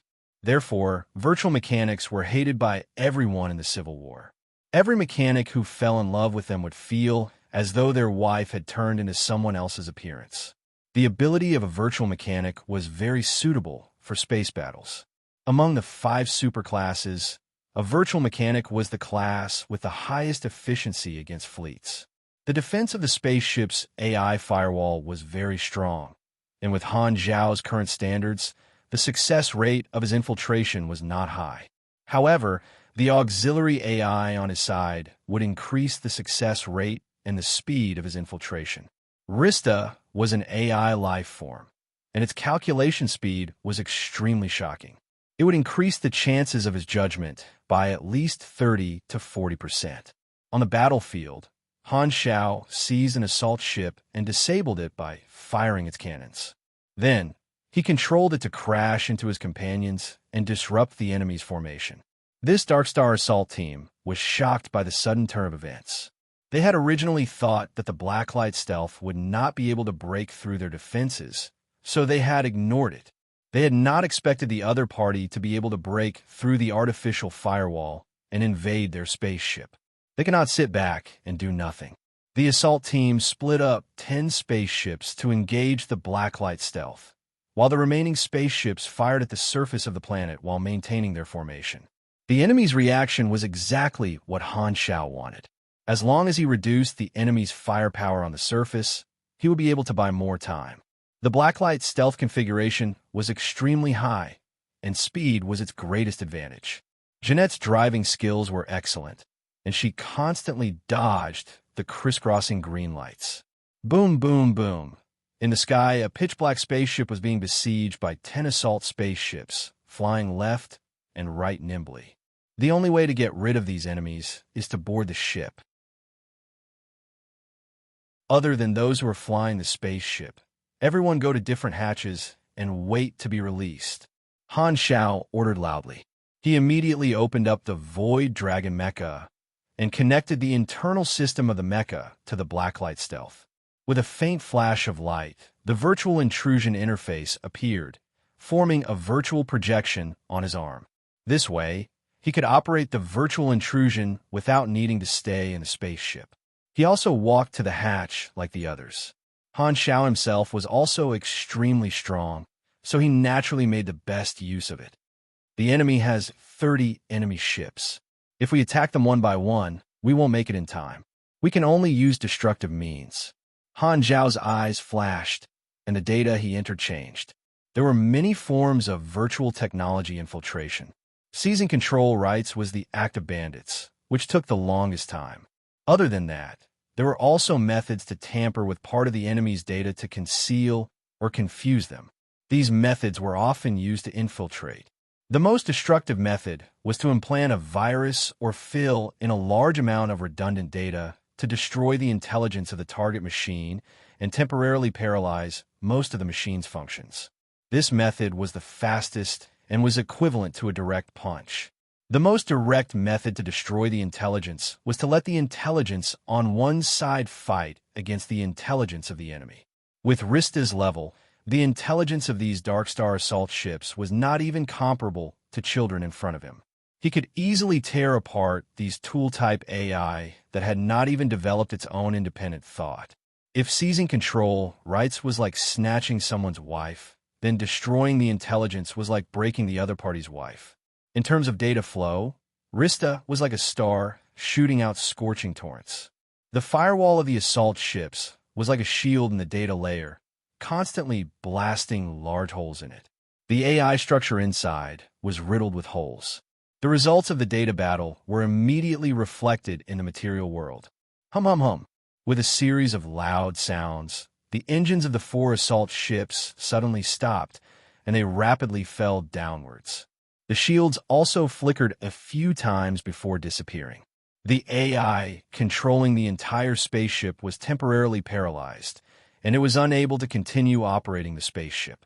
The pilots were flustered, and they could only try to switch to manual mode as they fell. Before they hit the ground, they had sufficient time to switch to manual mode. However, at this moment, the Blacklight stealth swooped down, and its laser cannon locked onto the 4 assault ships and opened fire. With a series of bangs, holes were blasted in the armor of the 4 enemy spaceships. At the same time, with its absolute speed advantage, the Blacklight stealth swept past the 4 enemy spaceships that had lost control. The mercenaries waiting at the hatch jumped out one after another, and the hooks in their hands shot out at the holes in the armor. The cables quickly retracted, dragging the mercenaries into the enemy spaceship. Although the Darkstar assault ships had lost their shields, their armor still had a certain level of defense. The laser cannon would not be able to destroy the enemy spaceship so easily. If they wanted to quickly destroy the enemy spaceship, the best choice was to destroy it from the inside. Furthermore, as long as they charged into the enemy spaceship, not only would they be able to destroy the enemy spaceship, they would also be able to use force to seize the spaceship. Boom, boom, boom. The mercenaries wreaked havoc inside, and the bodies of the 4 enemy spaceships exploded with flames. The Darkstar guards inside were completely unable to stop them, and the command room was completely wiped out. The mercenaries quickly took over the spaceship. As the AI of the assault ship had been hammered into an idiot by Rista, there was no way to verify the pilot's authority. The mercenaries directly switched to manual mode to take control of the assault ship. In an instant, there were 4 more battleships on Han Zhao's side, and the team suddenly grew larger. The 4 spaceships opened fire at the other Darkstar assault ships. At this moment, the other 6 assault ships surrounding the Blacklight stealth were also paralyzed. The mercenaries charged in and started a massacre, including Han Zhao. After flying into the hole in the armor, Han Zhao landed in the aisle of the spaceship. The mechanical wings behind him folded up, and a bunch of compressed orbs popped out from his wrist. The orbs turned into dozens of leopard-type mechanical beasts and 2 Oathkeepers, firing in all directions. Boom, boom, boom. Lasers shot in all directions, and explosions occurred one after another. The interior of the assault ship was quickly filled with smoke, and the cabin walls were torn into pieces. Following these openings, the mechanical warriors advanced toward the other areas of the spaceship, starting to clean up the Darkstar guards on the spaceship. Han Zhao bumped his fists together, and 2 giant mechanical hands appeared beside him. He raised his fists and smashed through everything. There was no need for him to take a detour, and the obstacles in front of him were all smashed through. Everywhere he passed, there would be bent metal. He ran in a straight line toward the command room of the spaceship. Dozens of spaceship guards hurriedly rushed over and blocked in front of Han Shao. A Dark Star warrior who looked like a captain shouted, "Stop him! Don't!" Before he could finish his words, Han Shao waved his hand, and the giant mechanical hand slapped over. The flames in the surroundings were extinguished under the pressure of the wind, and before the captain could react, his line of sight was occupied by the metal hand that was rapidly enlarging. Bang! With a loud bang, the giant mechanical hand slapped the captain into the cabin wall of the tunnel, and the cabin wall caved in directly. The palm moved away, and only a strangely shaped meat patty was left in the pit. Blood splattered everywhere, and this grade C Dark Star warrior was killed in an instant. It was easier than swatting a fly. In these assault ships, there were at most grade C guards. It was basically impossible for grade B Dark Star elite warriors to appear. The rest of the guards were shocked. Without waiting for them to do anything, Han Shao clapped his hands together, and the fingers of the two giant mechanical hands came together, quickly turning into a giant drill and spinning at high speed. Woo woo woo. The drill created a whistling sound in the wind. The next moment, the two giant mechanical drills swept past, and no one could stop them. Screams were deafening, and in less than 3 seconds, all the guards in the way were crushed into pieces. Blood was everywhere, and it was as gory as a slaughterhouse. Han Shao was already used to such scenes, and he continued to move forward without any hesitation. All the enemies in the way were killed in an instant. No one in the spaceship could withstand a single blow. Amidst the explosions and screams, Han Shao drove unparalleled all the way to the command room. Behind him was a hole that pierced through several levels. The entire process took less than a minute, and it was as if he had entered a no man's land. After destroying everything that could breathe in the command room, Han Shao came to the control panel and took control of this assault ship. He pulled the horse up and charged toward an empty enemy spaceship. At the same time, he multitasked and performed a virtual intrusion at a dazzling speed. In order to save time, he did not plan to return to the blacklight stealth and directly drove the stolen assault ship into the enemy. After cleaning up all the survivors in the spaceship, the mechanical warriors quickly returned to the command room and turned back into compressed orbs, automatically returning to Han Zhao's hands. In this short period of time, Han Shao took a look at the mission list on the interface. Ghidorah's ally was a main storyline mission that focused on attacking the Dark Star spaceships. There were a few missions that included the requirement to destroy the Dark Star spaceships, such as Fleet Killer and Direct Confrontation. These two missions had extremely high rewards, and the simplest one was Assault Ship Destroyer, which only required him to destroy 5 Dark Star spaceships. The reward was 630 EXP and 300 Ghidorah favorability. Suddenly, a thought appeared in his mind. Right, this mission was originally a main storyline for the players, but since they did not join Ghidorah, they probably won't be able to trigger it. Han Zhao's mouth twitched, and he quickly retracted his attention. Seriously, just focus on fighting. Don't think about such trivial matters that would cause trouble for the players. He almost felt guilty. He increased the horsepower and charged toward another enemy spaceship. The distance between them quickly closed, and the enemy spaceship grew larger and larger in his vision. He could clearly see the outer armor of the enemy spaceship. Boom! The two spaceships collided, and the bow of the spaceship stabbed into the belly of the enemy spaceship. Metal fragments flew everywhere. Han Shao drove the spaceship and fired at close range, creating a few holes. He then broke through the cabin wall on his side and flew out, entering the enemy spaceship and starting a one-sided massacre once again. Dark Star spaceships fell one after another. Some fell to the ground, some were captured by the mercenaries to fire at the enemy, and some were blown into pieces in the air. The Black Star mercenary quickly gained control of the situation and began to surround and attack the remaining Dark Star spaceships. At the same time, the Six Nations and the Sanctuary were paying attention to the satellite images. Seeing Black Star's power, they could not help but feel excited and surprised. This kind of reliable feeling, it was as if Black Star was the guardian of this planet.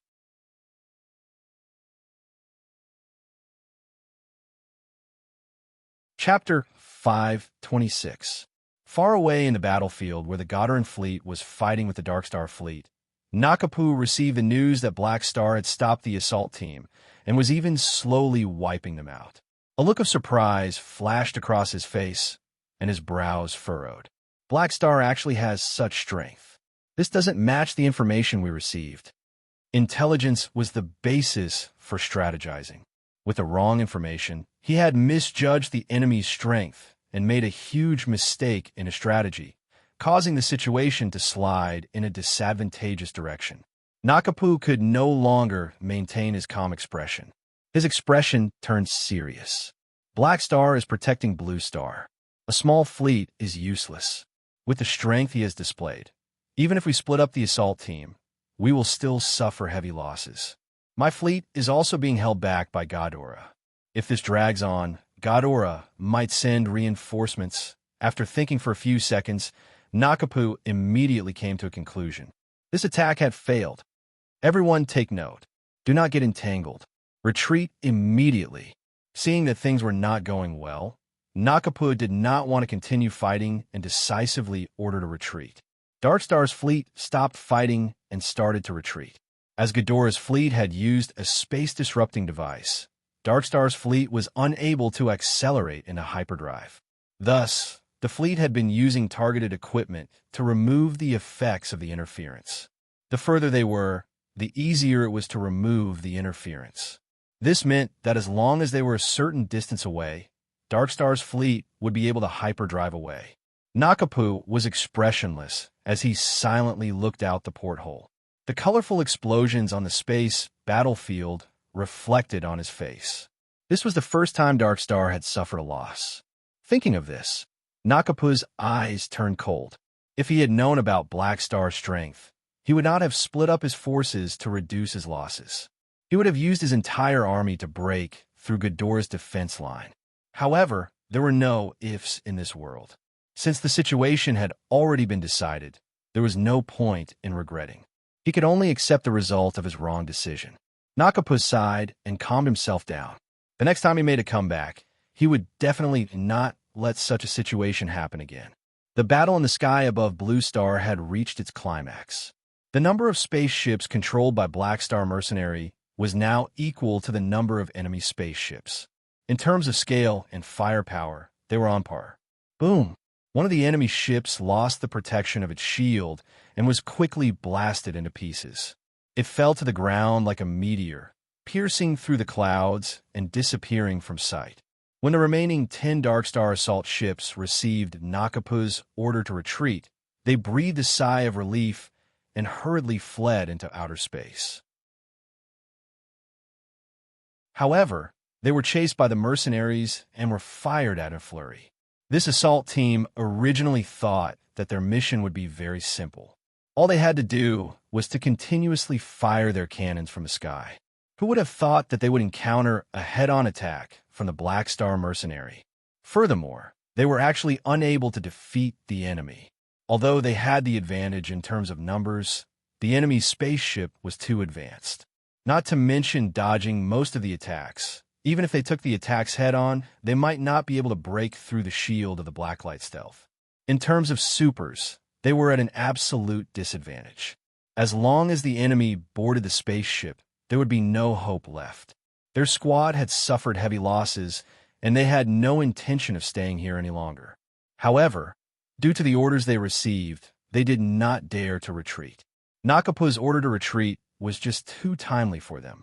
We finally chased the enemy away. Seeing the satellite image, the upper echelons of the Six Nations and the Sanctuary were overjoyed. The enemy had charged at them ferociously, and the trash Ghidorah had abandoned them. Everyone had thought that they were doomed this time. Thankfully, Black Star had stepped forward and chased the enemy away. The territories of the various parties had only suffered light damage, and the situation was still good. This was much better than what the people of Blue Star had expected. At this time, Han Xiao, who was covered in smoke, finally returned to the Blacklight stealth. Jeanette turned around, but before she could show off, Han Xiao had grabbed her by the shoulder and lifted her up from the pilot's seat, throwing her onto Sylvia. Ouch! Jeanette and Sylvia crashed into each other, and rolled to the side. Ouch, ouch, ouch. Sylvia held her forehead and hissed in pain. She had been knocked on the head by Jeanette's combat uniform. Jeanette rubbed her butt, and a hint of anger appeared on her beautiful face.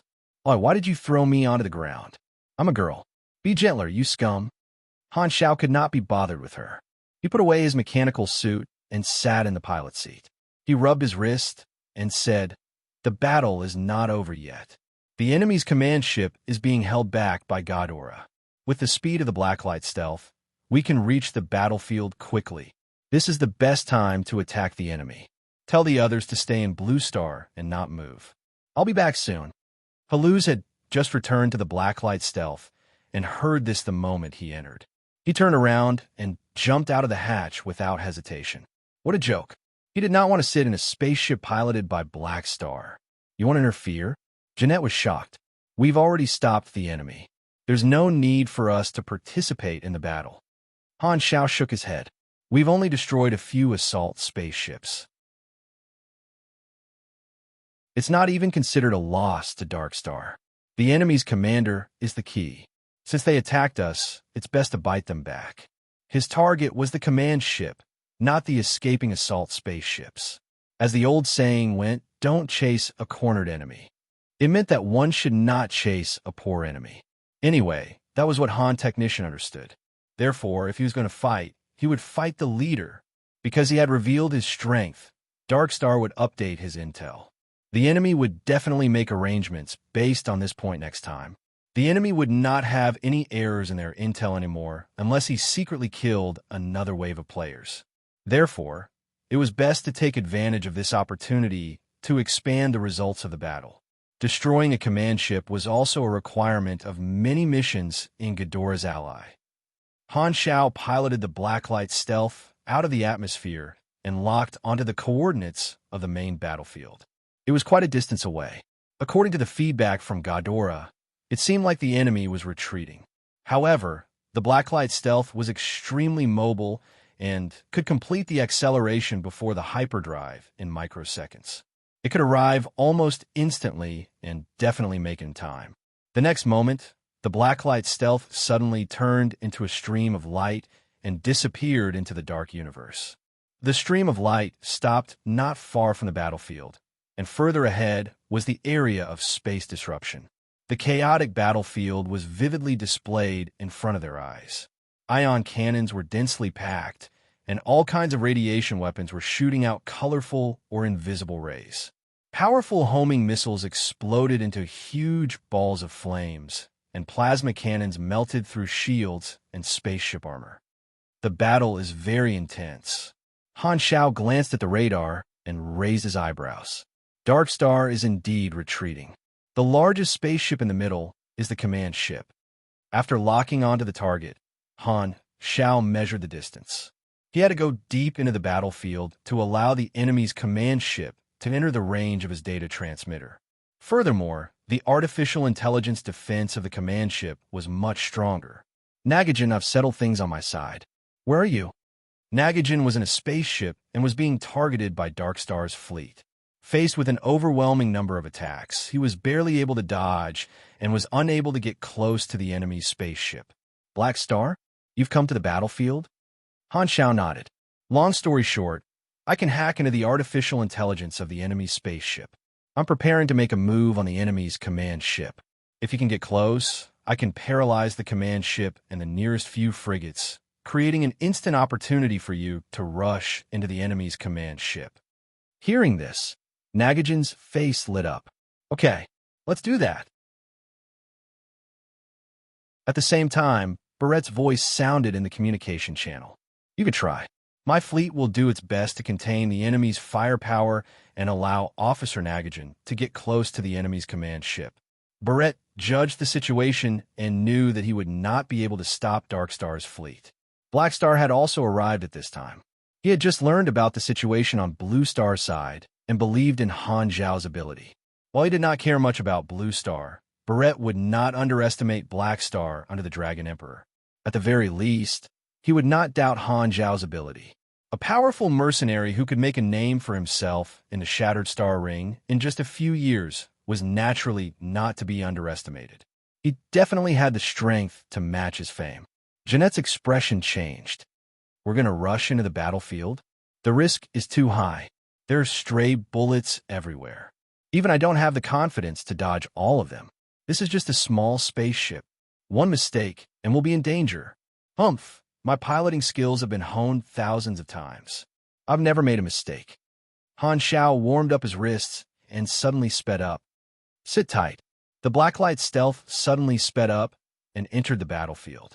It weaved through all sorts of attacks, rolling, stopping abruptly, diving and circling. Its movements were endless. It was like an agile black bird, moving freely between the intersecting branches and easily passing through the gaps between all sorts of beams. The view outside the porthole was spinning. Jeanette hurriedly tied herself to the seat. At first, she was afraid that Han Xiao would make a mistake. After staring at it for a while, the veins on her forehead started to throb. It was as though her brain was spinning along with it. Her face gradually turned pale, and a nauseating feeling started to brew in her chest. Slow down. I can't see clearly. Jeanette endured the discomfort and spoke. She did not expect Han Xiao's piloting skills to be far above hers. With this skill, he could be the ace pilot in any organization. You're not the one piloting the spaceship. What's the point of letting you see clearly? Han Xiao said. Jeanette turned around to take a look, and her eyes widened. Han Xiao was using a few small mechanical hands controlled by his nerves to pilot the spaceship while he performed virtual intrusion. His hands were typing in data, multitasking. Sylvia was so frightened that her lips turned white. Hey, teacher, please don't drive dangerously. Don't be noisy. I'm busy. Don't distract me. The Dark Star fleet noticed the blacklight stealth entering the battlefield. Nakapo looked at the screen, and his expression changed. This is Black Star's spaceship. Why is he here? Suddenly, Nakapo recalled the situation reported by the assault team, and his eyes widened. Not good. He's here for revenge. Everyone, listen up. Don't let that black spaceship get close to the command ship.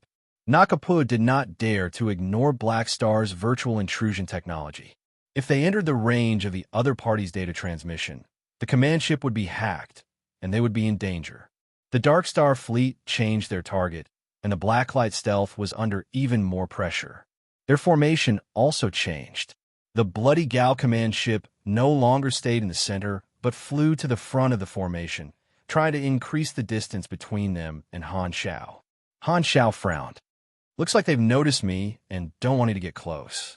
At this moment, Barrett's fleet began to retaliate fiercely, suppressing the Dark Star fleet with all their might. At the same time, they tore at the tail of the Dark Star fleet to create gaps for the Blacklight stealth. Han Zhao's eyes lit up, and he immediately accelerated and rushed into the Dark Star fleet through the gaps. He was extremely agile, and with his piloting skills, he was like a fish in water, even in the face of concentrated fire. The Blacklight stealth was a stealth spaceship created by the Radiant Federation, and its speed completely surpassed that of Ghidorah and Darkstar. Han Xiao felt that it was a pity that the Blacklight stealth was not equipped with the conventional weapons of the Radiant Federation. Otherwise, a single psionic particle cannon would be able to penetrate the shields and hull of more than 10 Darkstar battleships. If that was the case, there would be no need to go through so much trouble. The power of the psionic particle cannon was also different, depending on the technology used, energy source, and caliber. The psionic particle cannon used by Ghidorah and Darkstar was a common model in the universe. At the same time, the Bloody Gal sounded an ear-piercing alarm. Warning, the spaceship has been infiltrated. Please take immediate action. I repeat, warning. Fly hashtag #Yin%. The AI of the spaceship suddenly turned into static, and Nakapo's expression changed drastically. **T. Buzz.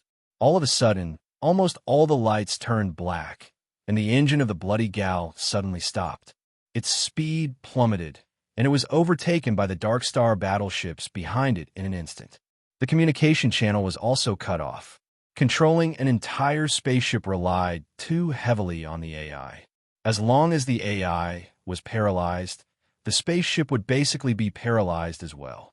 If it had to be manually operated, the reaction speed would be much slower than the AI. As long as a virtual mechanic was given space to perform, it would be a killing machine on the galactic battlefield. Bang! Bang! Bang! Suddenly, a loud sound could be heard from the command room, as though something had crashed into the spaceship. However, the AI was paralyzed, and no one knew what had happened. However, just by guessing, the Dark Star members on the spaceship knew what had happened, and their faces were filled with nervousness and despair. It's Nagajin that you're tuning in to the Warrior Lore YouTube channel. Don't forget to subscribe and join us on this journey to catch the most captivating stories.